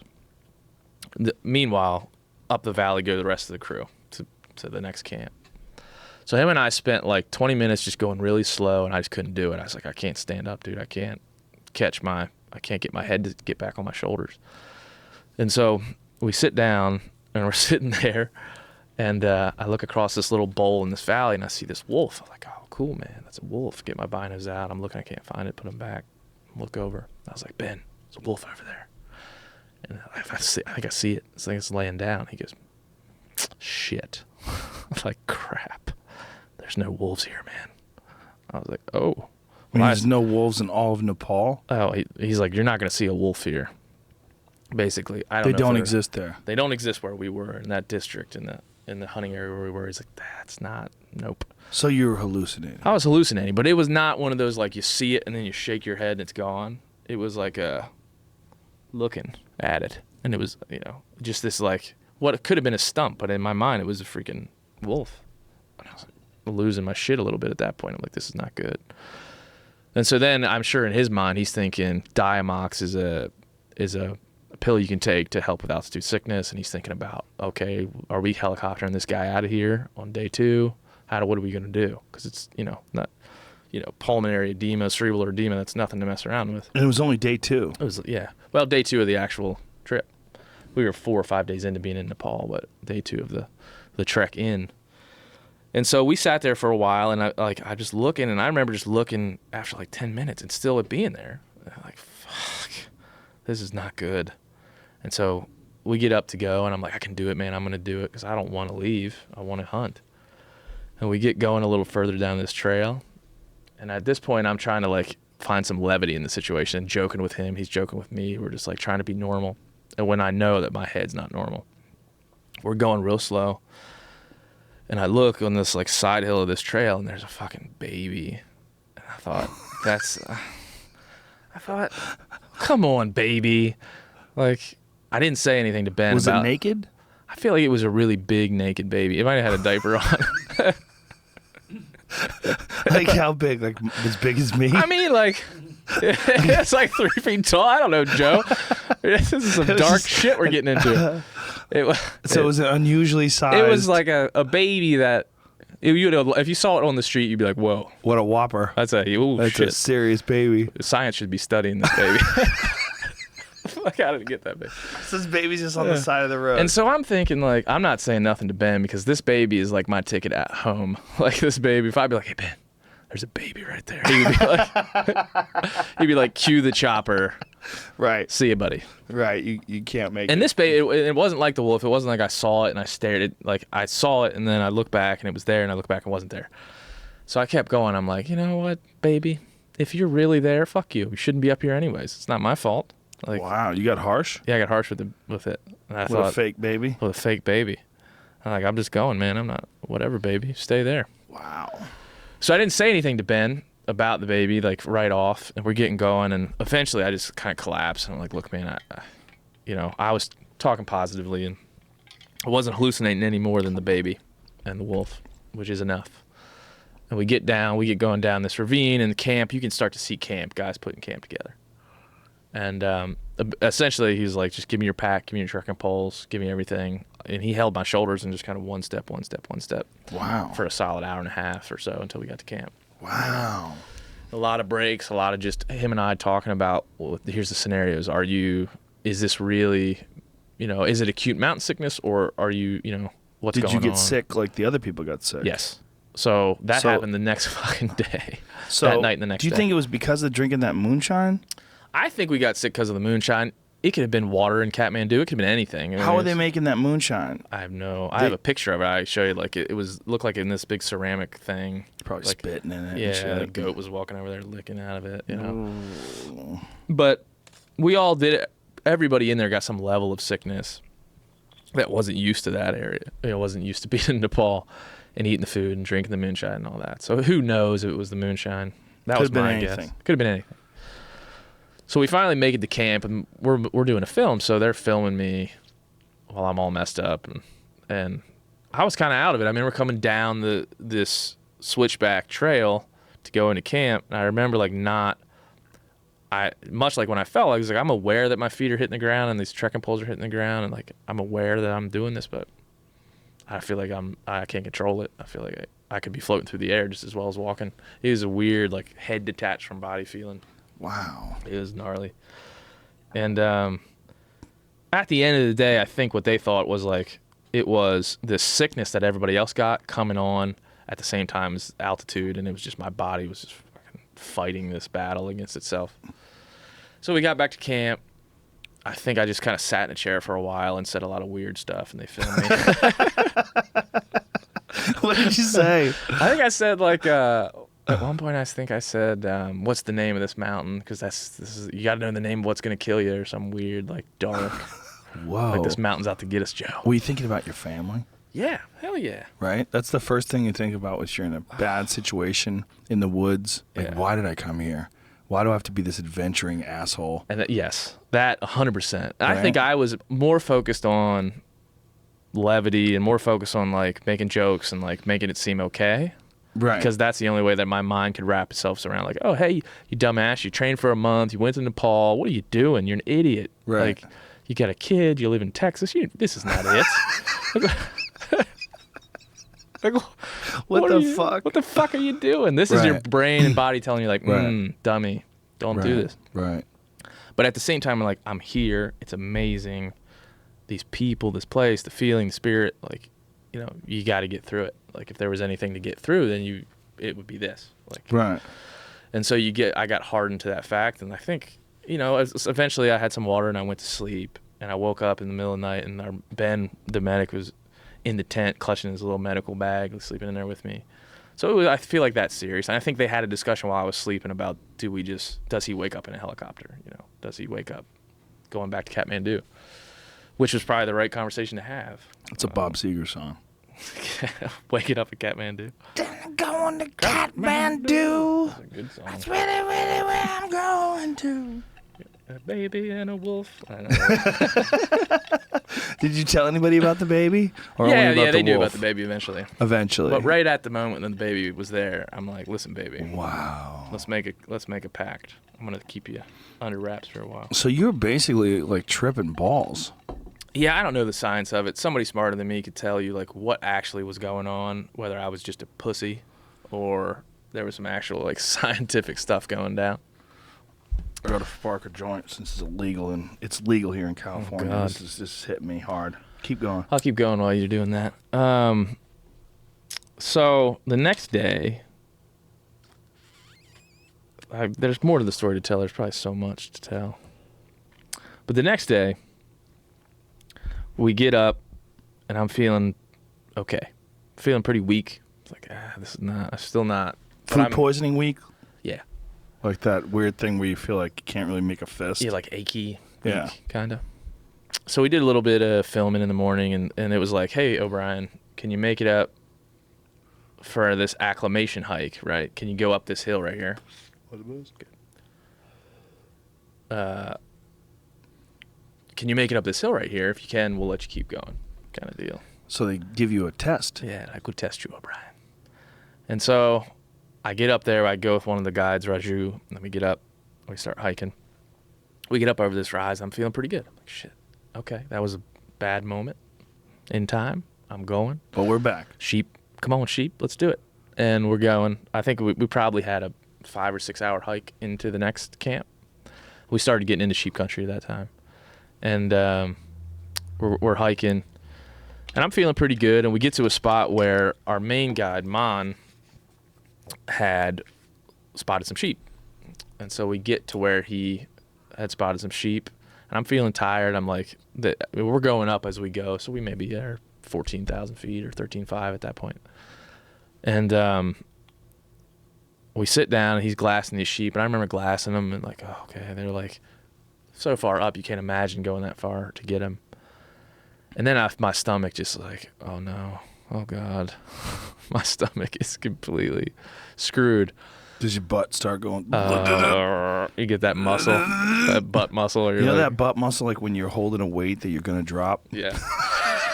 That's what I was. Like, oh, Jesus. But oh, Jesus. Let me say this about shitting your pants. Everybody on this trip was okay with it because it was happening. Right. It was the shitting the pants was like a. It's not like you're on a plane. Yeah, and it was like It's rare. our camera guy, one of our main camera guys, Renan, who's an amazing person. There's a whole nother podcast about that guy. He shit his pants, I think, during like day one. And I don't know how many pairs of pants he had, but I remember watching him like scrubbing the shit out of his pants, thinking, oh shit, that's gonna get interesting. But by the time we got into sheep country, we were all okay with like the occasional shart or whatever's going on. Right. I think it's fine. Because your body's just like, you're realizing that your mind has a directive. That's right. But your body is dealing with some pretty extreme conditions. And I always wonder now looking back on it, like how well I would have done if there wasn't sickness. And like I had some stuff like go to Kathmandu and it's just dust and dirt and all this craziness. And I had going into it like respiratory issues and then sickness and then visions of things. And so you're like, by the time you get in there, you're like, shit. You know, it really makes you respect the fuck out of Jim Shockey. Oh, yeah. For people who don't know who Jim Shockey is, Jim Shockey is extremely respected in the hunting world, but let's just step aside with that. He's an amazingly accomplished hunter, but maybe even more important than that, he's got a show called Uncharted, and his Uncharted show is so good. It's so good that it really shouldn't be considered a hunting show. Because what it really is him exploring cultures in the most remote parts of the world. Jim goes to these strange villages in the middle of Russia that no one goes to. Yeah, I got all kinds of stories. Like last time I was at Jim's place up in Canada, I'm like, he's what you doing this weekend? I'm like, fly home, hang out with the family. What are you doing? He's like, bison in Poland. They have bison in Poland? That's what I think is what he said. I could be right, you might make something not that up, it freaking but matters. It's same kind of thing. Right, and when I saw Jim about a month before we left for Nepal, and Jim had been. If you can find the full episode of Jim's Nepal hunt with his crew, they film that they're like doing self-filming, and it's how I felt, just like you're just a mess, and I said to him, I was like, I'm going to Nepal, Jim, in like a month, and he goes, what? Like I was like, well, what can I expect? He's like, it sucks. It sucks. And when somebody like Jim Shockey, who's traveled the world, literally the world, it says it's going to be terrible for you, little fella, I was like, oh no, this is real now. I'm going to be in trouble. Yeah, Jim Shockey has a video or an episode of his show where he went to, I think it was Mozambique, where they're hunting crocodiles. The crocodile one. Because the crocodiles eat all the people that live and work in this village. Yeah. It is so crazy. These poor people. These people live under the threat of monsters on a daily basis. Like half the people in the village are either missing arms or they have a chunk taken out of their leg. And when they were there, they lost a woman. She was going down there either to fetch water or to wash her clothes. And she got taken out, and these people were screaming and weeping. It was so hard to watch, man. To watch a bunch of people wailing, just wailing, oh! Because they knew this woman that they loved got taken under by a monster. Do you remember the end of that? Yeah. The end of it where they cut the croc open and pulled, what was it, like a shoe or something out of the croc's belly? Something like a that. shirt or a shoe? Something like that. I remember we were talking about that later on, and they're like, that should be on a different channel. Yeah, it's so good. It should be on Discovery. What's his son's name that films it? Brandon. Brandon is a bad Great motherfucker. He is Great a bad dude. motherfucker. The whole family. Eva, their daughter. But you know how, like, Louise. here's my criticism of outdoor, in air quotes, TV. There's episodes like Ranella's that are just brilliant. I mean, Ranella's show, or shows rather like Ranella's.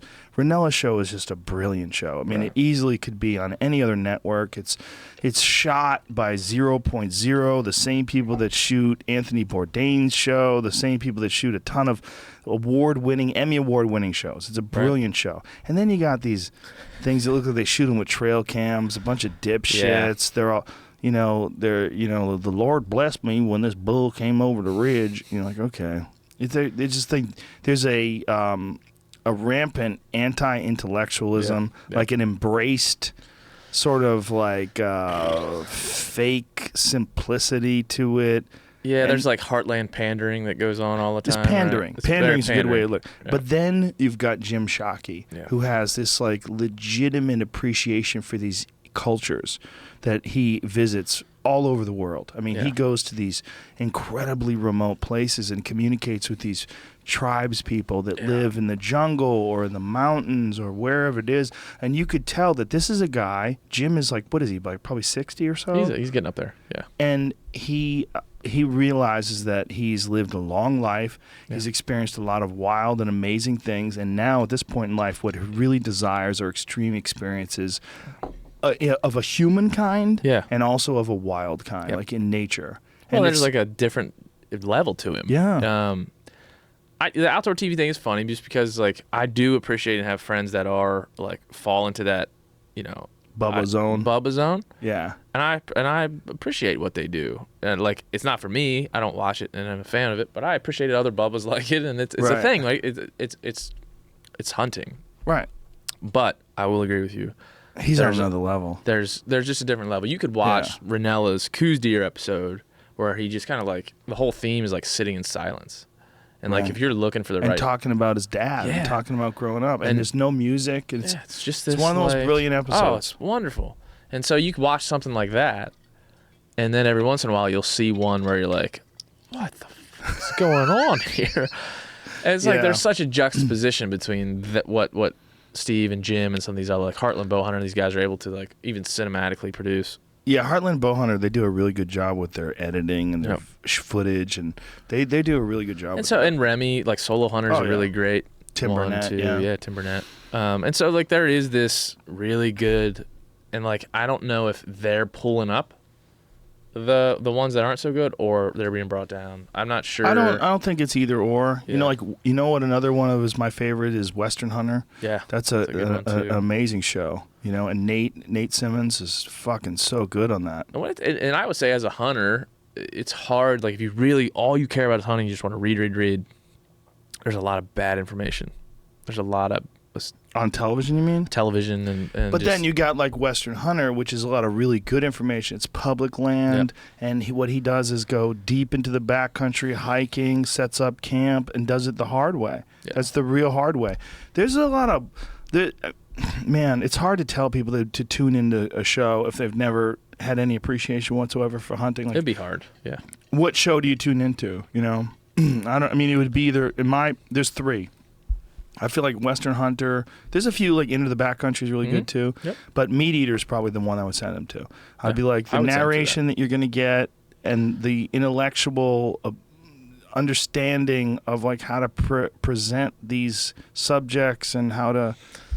Yeah, you know what I mean? That's what's It's important to me. Like as I get along in my life and career, and like I have a son now, and I'm trying to figure out what I want him to know. Like it's important to me that there's people like Steve Rinella out there representing kind of my thoughts and feelings in a way that I probably couldn't, you know.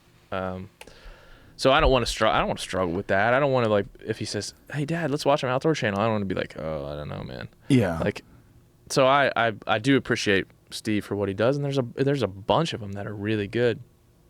And I guess I would say, at the end of the day, I've always struggled with being in a room full of hunters and watching the outdoor channel because we're hypercritical of every little thing. Yeah. Like, why did he draw?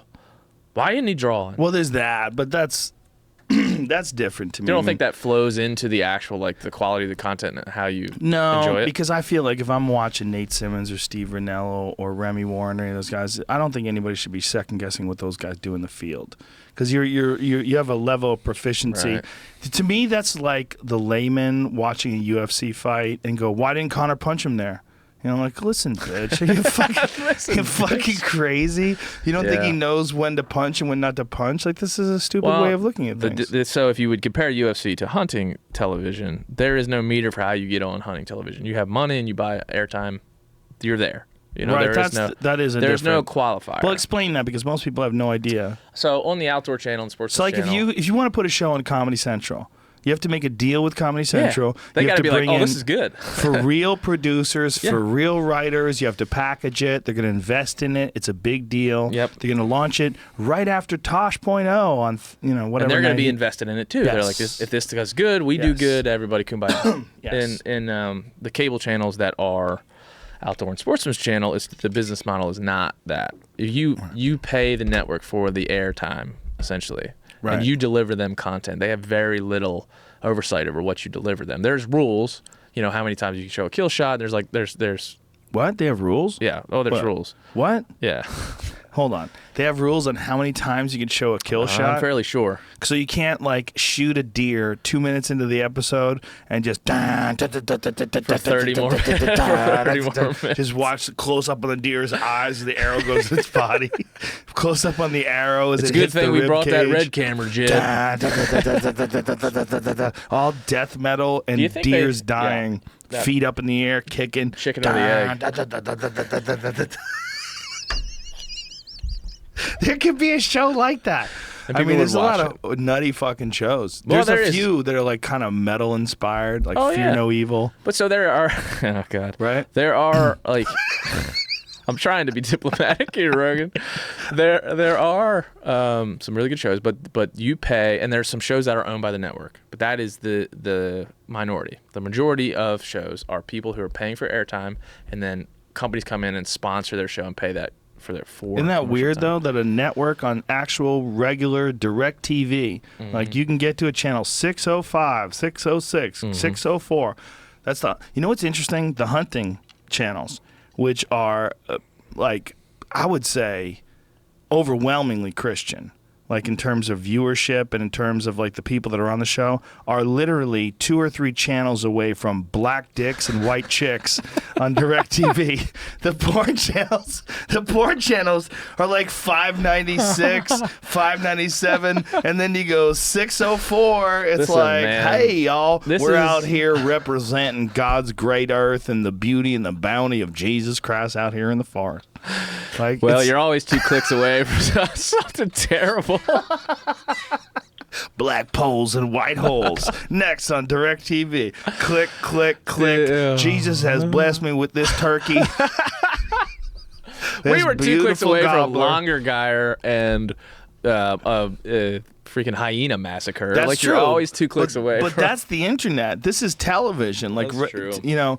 It's those lines are going to get super blurred. They're going to get super blurred. They're more blurred now than ever before. Stephen Colbert said that the president of the fucking United States uses Putin's dick Like he uses his mouth as Putin's cock holster. What? Yes. But He's- Stephen Colbert is very religious, right? He is. He said that? When did he say that? He Recently? said it on television recently.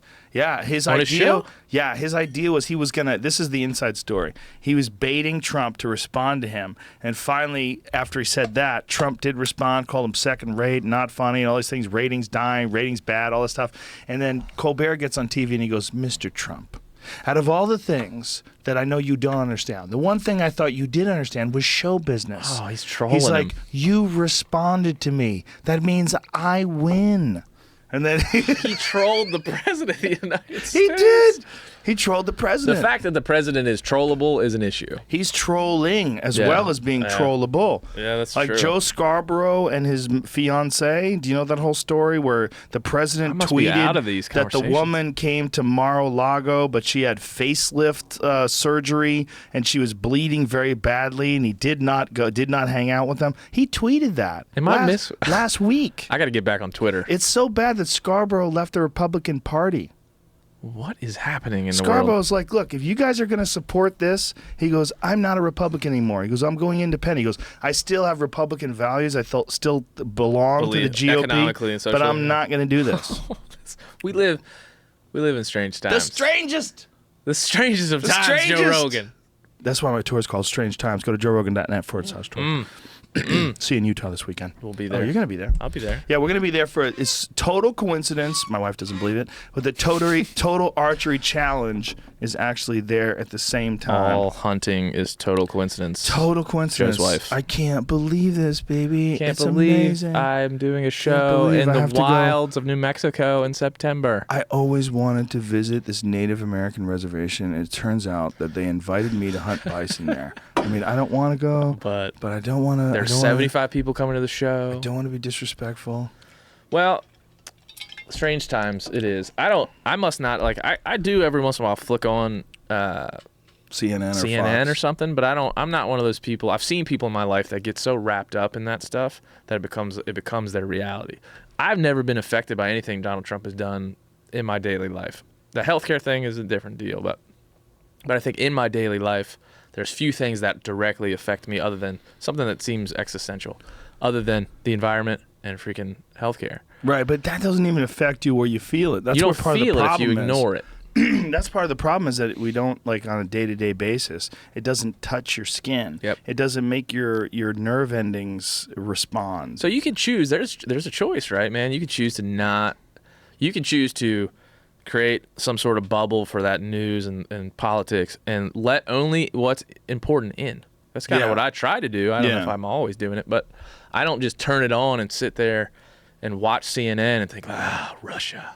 Right. Oh man, I gotta. If I see a Russian on the street, I'll punch him right in his face. Well, you saw that news report where the reporter, he admitted that this whole Yeah. Russia thing is Yeah. kind of bullshit. It's just for ratings. Yeah. And I was like, well, I'm a journalism major. I'm like, of course it is. Yeah. Of course it is. Of course it is. If it bleeds, it leads, Ben. Yeah, Listen. I don't know what's real anymore. You Yeah. know, I really don't. I don't want to ever say. I mean, I want to look into things for sure. It's not that I'm not thinking about it, but man, I watch House of Cards too much. What you drinking there, Joe Rogan? This is not a sponsor. This is what's important. It's Zevia. Do you know what Zevia I do is? not. I would like to know. It's a stevia flavored soft drink. Yeah, Interesting. it's 100% no sugar. This one is their energy drink. I think it has 120 milligrams of caffeine, which is like a good cup of coffee. Dude. Not a Starbucks Venti. I think has 200. So it's not quite, but not quite a Starbucks Venti. Not even a grande, but it has 0 sugar and it actually tastes really good. Wow. Would you like one? I would, yeah. Oh, Let young me Jamie. chug down this Can we get this Rye and we'll just- motherfucker a Zevia. Yeah. Sorry, that was. They I make, mean, you'd they think make would really pay good us that. soft drinks too. Do we have any soft drinks in the fridge, or just the energy drink? Throw some of those soft drinks in the fridge for the I next. feel like as first time visiting California, I got to do shit like drink this Zevia. Yeah, people in California just don't respect you if you haven't been here. They're like, oh, you don't even know what to do here. Yeah.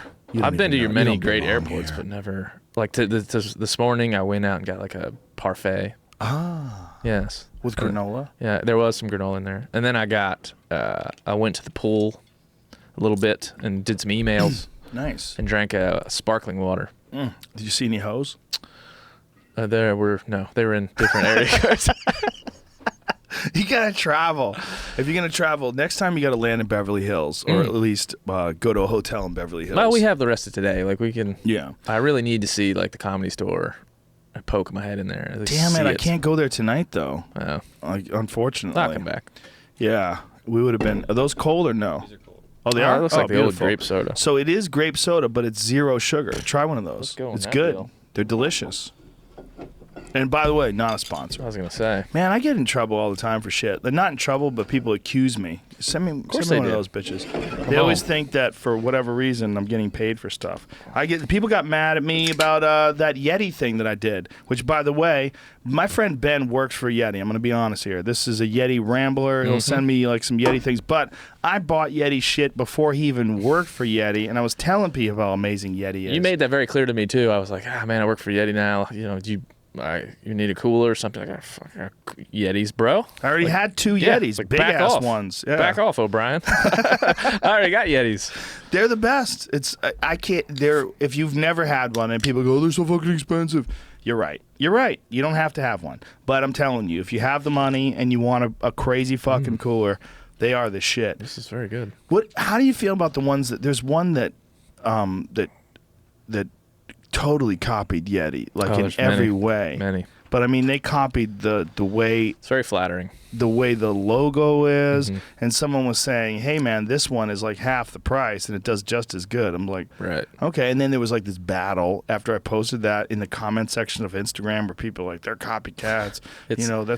There is debates. I mean, it's a good, robust debate on what's the better cooler. It's funny that YETI has kind of, created the premium cooler category, and then and when you create a category like that, and become a business like YETI is, you're gonna have people that follow Copy it, along, for sure. right? And they kind of need us, and we kind of need them, and that's whatever. But as long as they're not infringing on the things that are intellectual Patents property and and shit, things yeah. of that nature. As far as that goes, I know as a company, man, we look forward. Like we have stuff we're coming out with now, things we're doing. We're not worried about the people that are copying us, because they'll just continue to follow along. You know? Yeah, I mean, look, coolers are coolers. It's all good, but when I find something that I like that's good, I like to tell people about it. And for whatever reason, people always assume. Why is that such a hard thing to get their heads around? Well, because they're cynical, and they should be, because people are full of shit. There's a lot of people that are full of shit. Yeah, there are. But I swear to fucking God, if there's ever a time where I have an ad for, like the ads for my podcast, everybody knows their ads.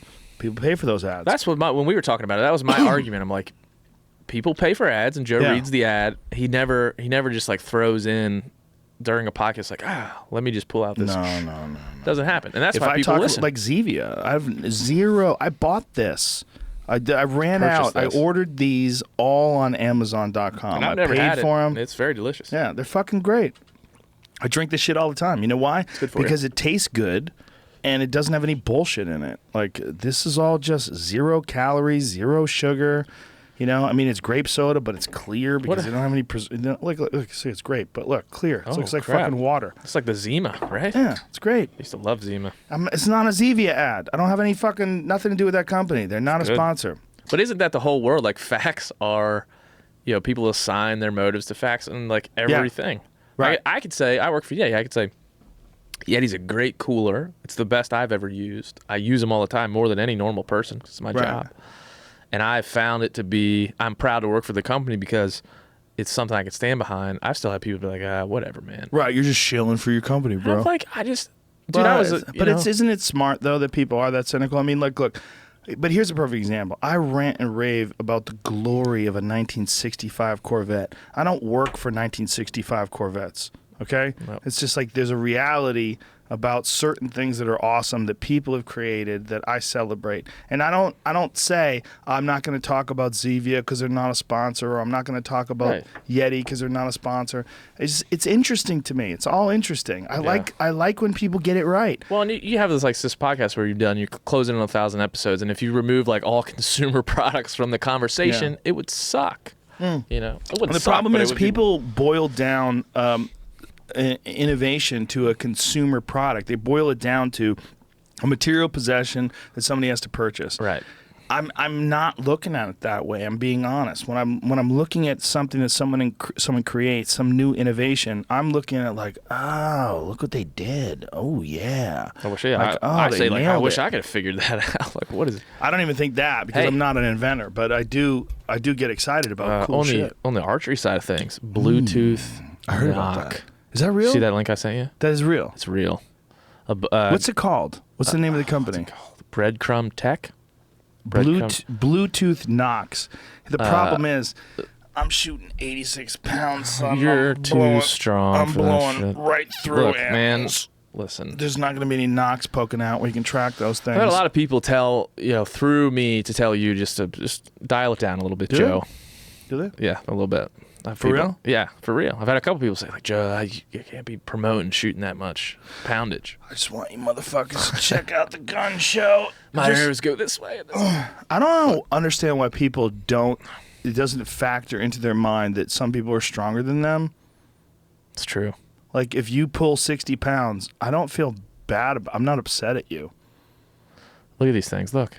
So they shoot this arrow, and then with your phone, you can track the knock through a Bluetooth device that has some sort of a GPS locator on it. Oh, you shoot it in the grass, which I do often. He missed it. That's Brandon Bates. Brandon Bates from RMEF. Rocky Mountain Elk Foundation. Good man. I think he's got an America hat on. America. I got an America case for my phone. America. Nothing better than America. Wait till we have the new studio and have America flag in the background. And that flag we got sitting back there, Jamie. Goddamn glory. Have you previewed the new studio? Nobody knows anything. Oh, okay. There's not a new studio. When it comes, it will be epic. Yeah, you guys don't worry about it. But these knocks, it's going to be a good way to find arrows for sure.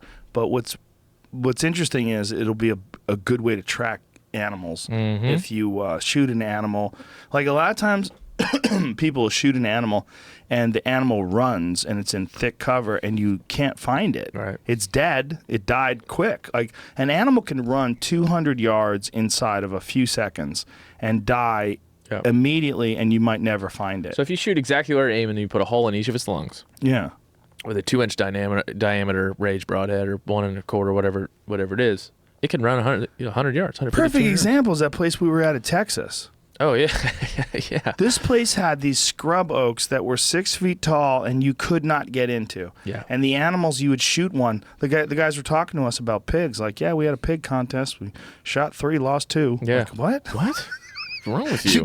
And it didn't make sense until you go there. You go, oh yeah, how are you going to find that? Like you why can't even would get in there. Why would we go there? Like, why would we do that? Well, we they just needed to trim that stuff. Yeah. It's just, we should have talked to him about that. I think they kind of knew, but they were putting it off. But it was just like, Jesus Christ. Like, you have so much bush. Well, and there's any place you hunt, like, especially when you think about recovering game, even in Lanai, you think it's a fairly flat place. Like, if I shoot a deer, I'll see it go down or whatever. It goes behind a bush or it goes over a rise, and you go and you're like, oh, well, crap. Well, how about the place that we were at the last day where the grass was 6 feet high and the animals were in the grass? We when didn't you even were know trying they to were drop there. kick deer and stuff. They were waiting. What's crazy was Ben and I were there. I shot at this one deer, and other deer that were like 30 feet away from us jumped out of the bushes. Like they were hiding. They heard us talking. They knew we were there, and they just laid low. Yeah. Well, they laid low, and then you shot an arrow, and they were like, I know what that sounds like. Yeah. And they ran off, and we knew they didn't cross into the next little paddock, like the next across this road. So I circled around and got up on this like mound so I could see into the grass, and I could see them in there. They're just like talking to each other like, shit, what do we do? Like, it's Joe Rogan. And I was trying to get you to go in there, but you were what, like 6 feet away from these things by the time we got to him, I was no further away than 15 feet. Yeah. And you're talking an axis deer that has swords growing out of its head. Yeah. Multiple It was points. pretty crazy. But animals evolve to experience whatever the dangers of their environment are. And their dangers are 100% people. Yeah. And that animal's probably 4 or 5 years old, been around people for 4 or 5 years. It's like, oh, I get it. When people are around, they're trying to eat you, man. People have never gotten me in this grass. Yeah. Nobody has ever been able to do it. So how did the Nepal thing end? Did you get it together? I did get it together. I think we left off at I started to get sick. Well, the whole next day I was puking, shitting, and just I had the flu everybody else got, but I just got it like 2 days later. And so it was that day. It was the first day we'd seen sheep. So we were 4 days into the trek, and we were camping somewhere at 14,000 feet. And the next day, the guy was with the other guy that had a tag. Cole goes up, shoots a sheep, and they climb up 2,000 feet, 60-mile-an-hour wind bursts, micro bursts, frostbite conditions. Like these guys, when they came back, looked beaten. And these are Cole Kramer, who we went with, is a Kodiak, Alaska bear guide and a mountain hunter, and as hardcore as it gets. And I looked at his face when he got back, and I had just been in my tent all day puking and trying to stay alive. And I looked at his face, and he's like, "Oh my God!" And I thought, I can't make it over there to the latrine, let alone up this mountain to kill a sheep. And so I kind of had resigned myself to like, this is it, man. I can't. I wish I was healthy enough to do it, but I don't want to get up there and then have issues and not be able to get helicopter rescue. And so we talked about it, but the worst part, and I'll just have to tell this just because it's like the low point of my trip there. The third night when we got to camp, I was puking in the vestibule of my tent, and all the Nepali guys were, "You okay? You okay? You okay?" No, I'm not okay. I'm puking. And then fell asleep, woke back up, had to go to the bathroom. Ben, the medic, is there. He's helping me to the bathroom. Like, I'm not going to make it. I can't stand up. So I literally just kind of like huddled over in the snow and pulled my pants down and just right in the middle of camp, just let it go. And I just remember just thinking, oh my God. And I look up and there's all these porters and Sherpas with their headlamps on, like, "You okay, Mr. Ben? You okay?" I'm like, "Look at me." I'm dying. And so that was the lowest point of the trip. And I think the next day, Cole killed his sheep. The day after that, I went up the mountain in midday just for another like acclimation. Could I make it? We got into a group of sheep, didn't make it happen, but I went up the mountain, basically. Probably 1,200 feet, just a good climb. Went back down, they're like, "Okay, tomorrow is kind of the last chance because we're almost out of areas to hunt these sheep." And we went up the valley, I want to say like 8 miles. I got it written down somewhere. Wow. 8 miles. And after being on death's door after 2 being days on death's before. door. And I wasn't, to be 100% honest, I wasn't carrying a pack or anything. I just had trekking poles and a bino harness, and I was just like 1 foot. And we got into these mountain passes in these valleys where there was like 2-3 feet of snow, and it was frozen on the top, and you were just like, every step you would crunch 2 feet down, like boom, boom. And it was just hours of that. And there was a time during that where we summited probably the highest peak we were at, which was mid-15s, close to 16. And I was just like, I can't. I hope the sheep are right there because this is it. Like, this is as far as I can go. And we rested and we glassed these sheep, and there they are, like 1.5 miles away, down this other giant ravine and up on this other flat. And I remember even the guys we were with looking at like, he's not gonna be able to go over there. And I just remember thinking like, this is what I'm doing it. Like, I'm just gonna go.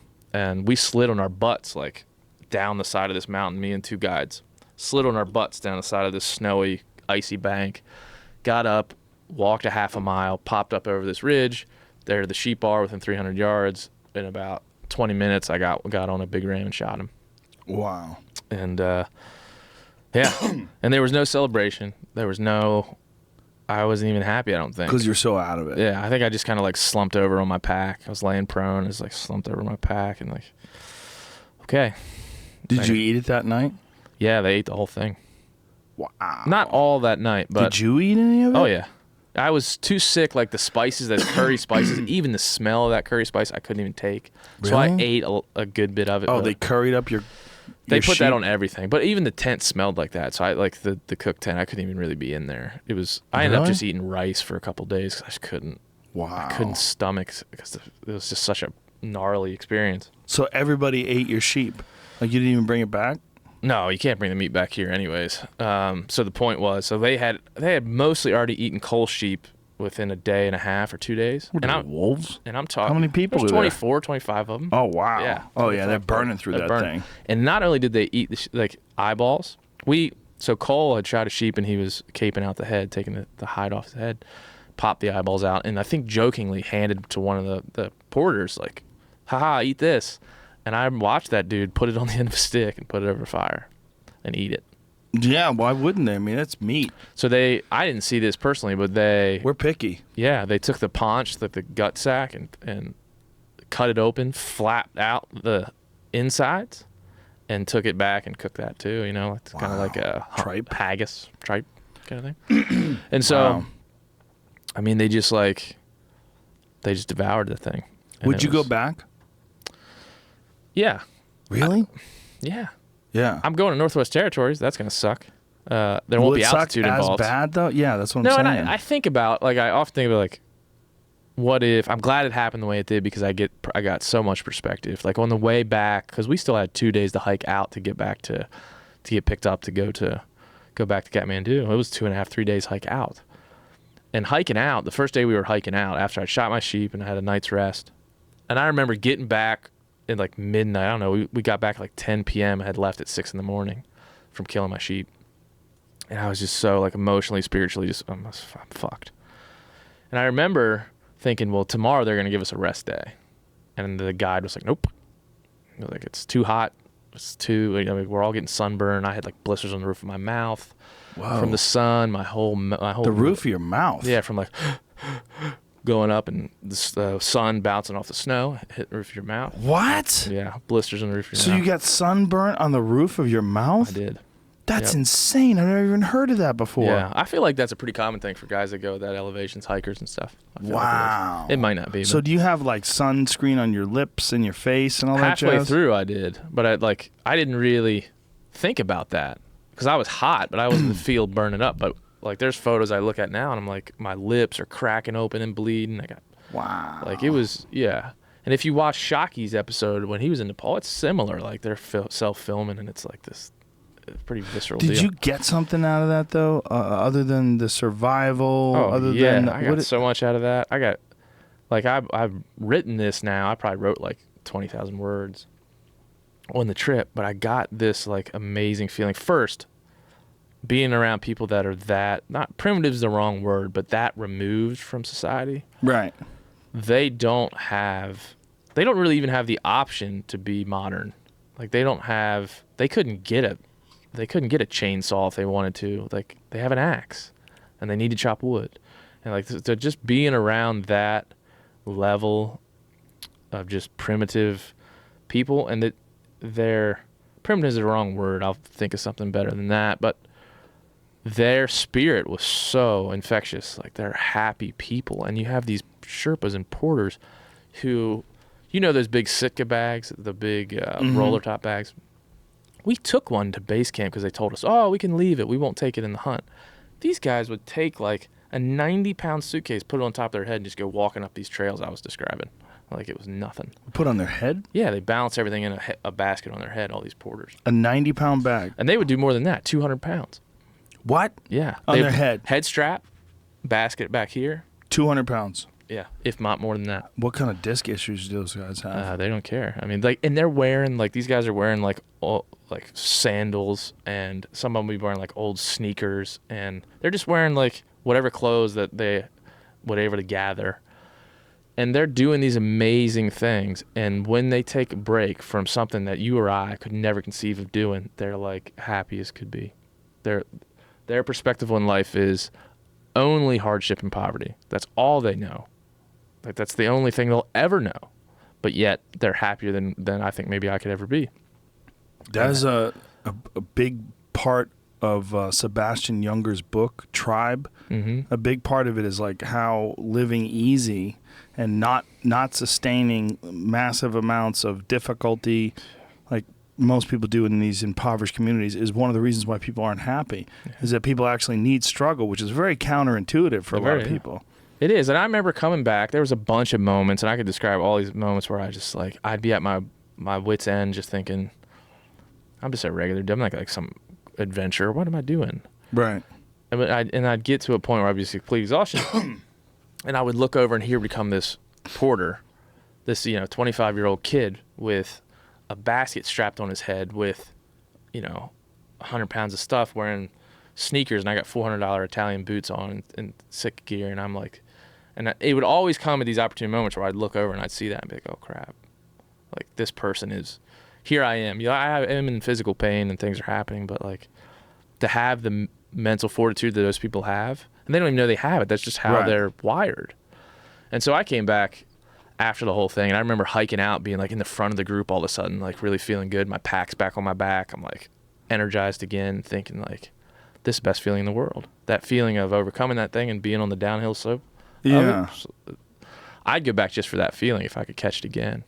I think a big part of the thing of that is just you don't really appreciate what it feels like to be healthy until you're not healthy. I don't advise anybody to get food sickness or food poisoning.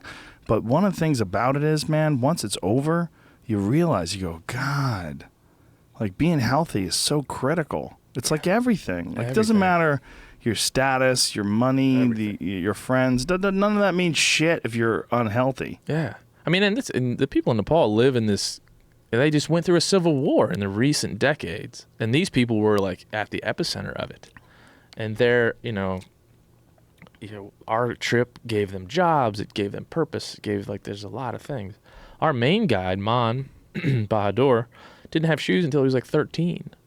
And they used to go hunting, and they would build their own guns. And he described to us a couple times where like he remember hiking and hunting sheep, and like the gun would blow up on his back and blow his shirt off, stuff like that. They were like making primitive muzzle loaders and using matchsticks as powder, I feel like. Wow. So there was all these stories like that perspective, and like you can't. And look, people say, "Oh, you trophy hunted that sheep," maybe.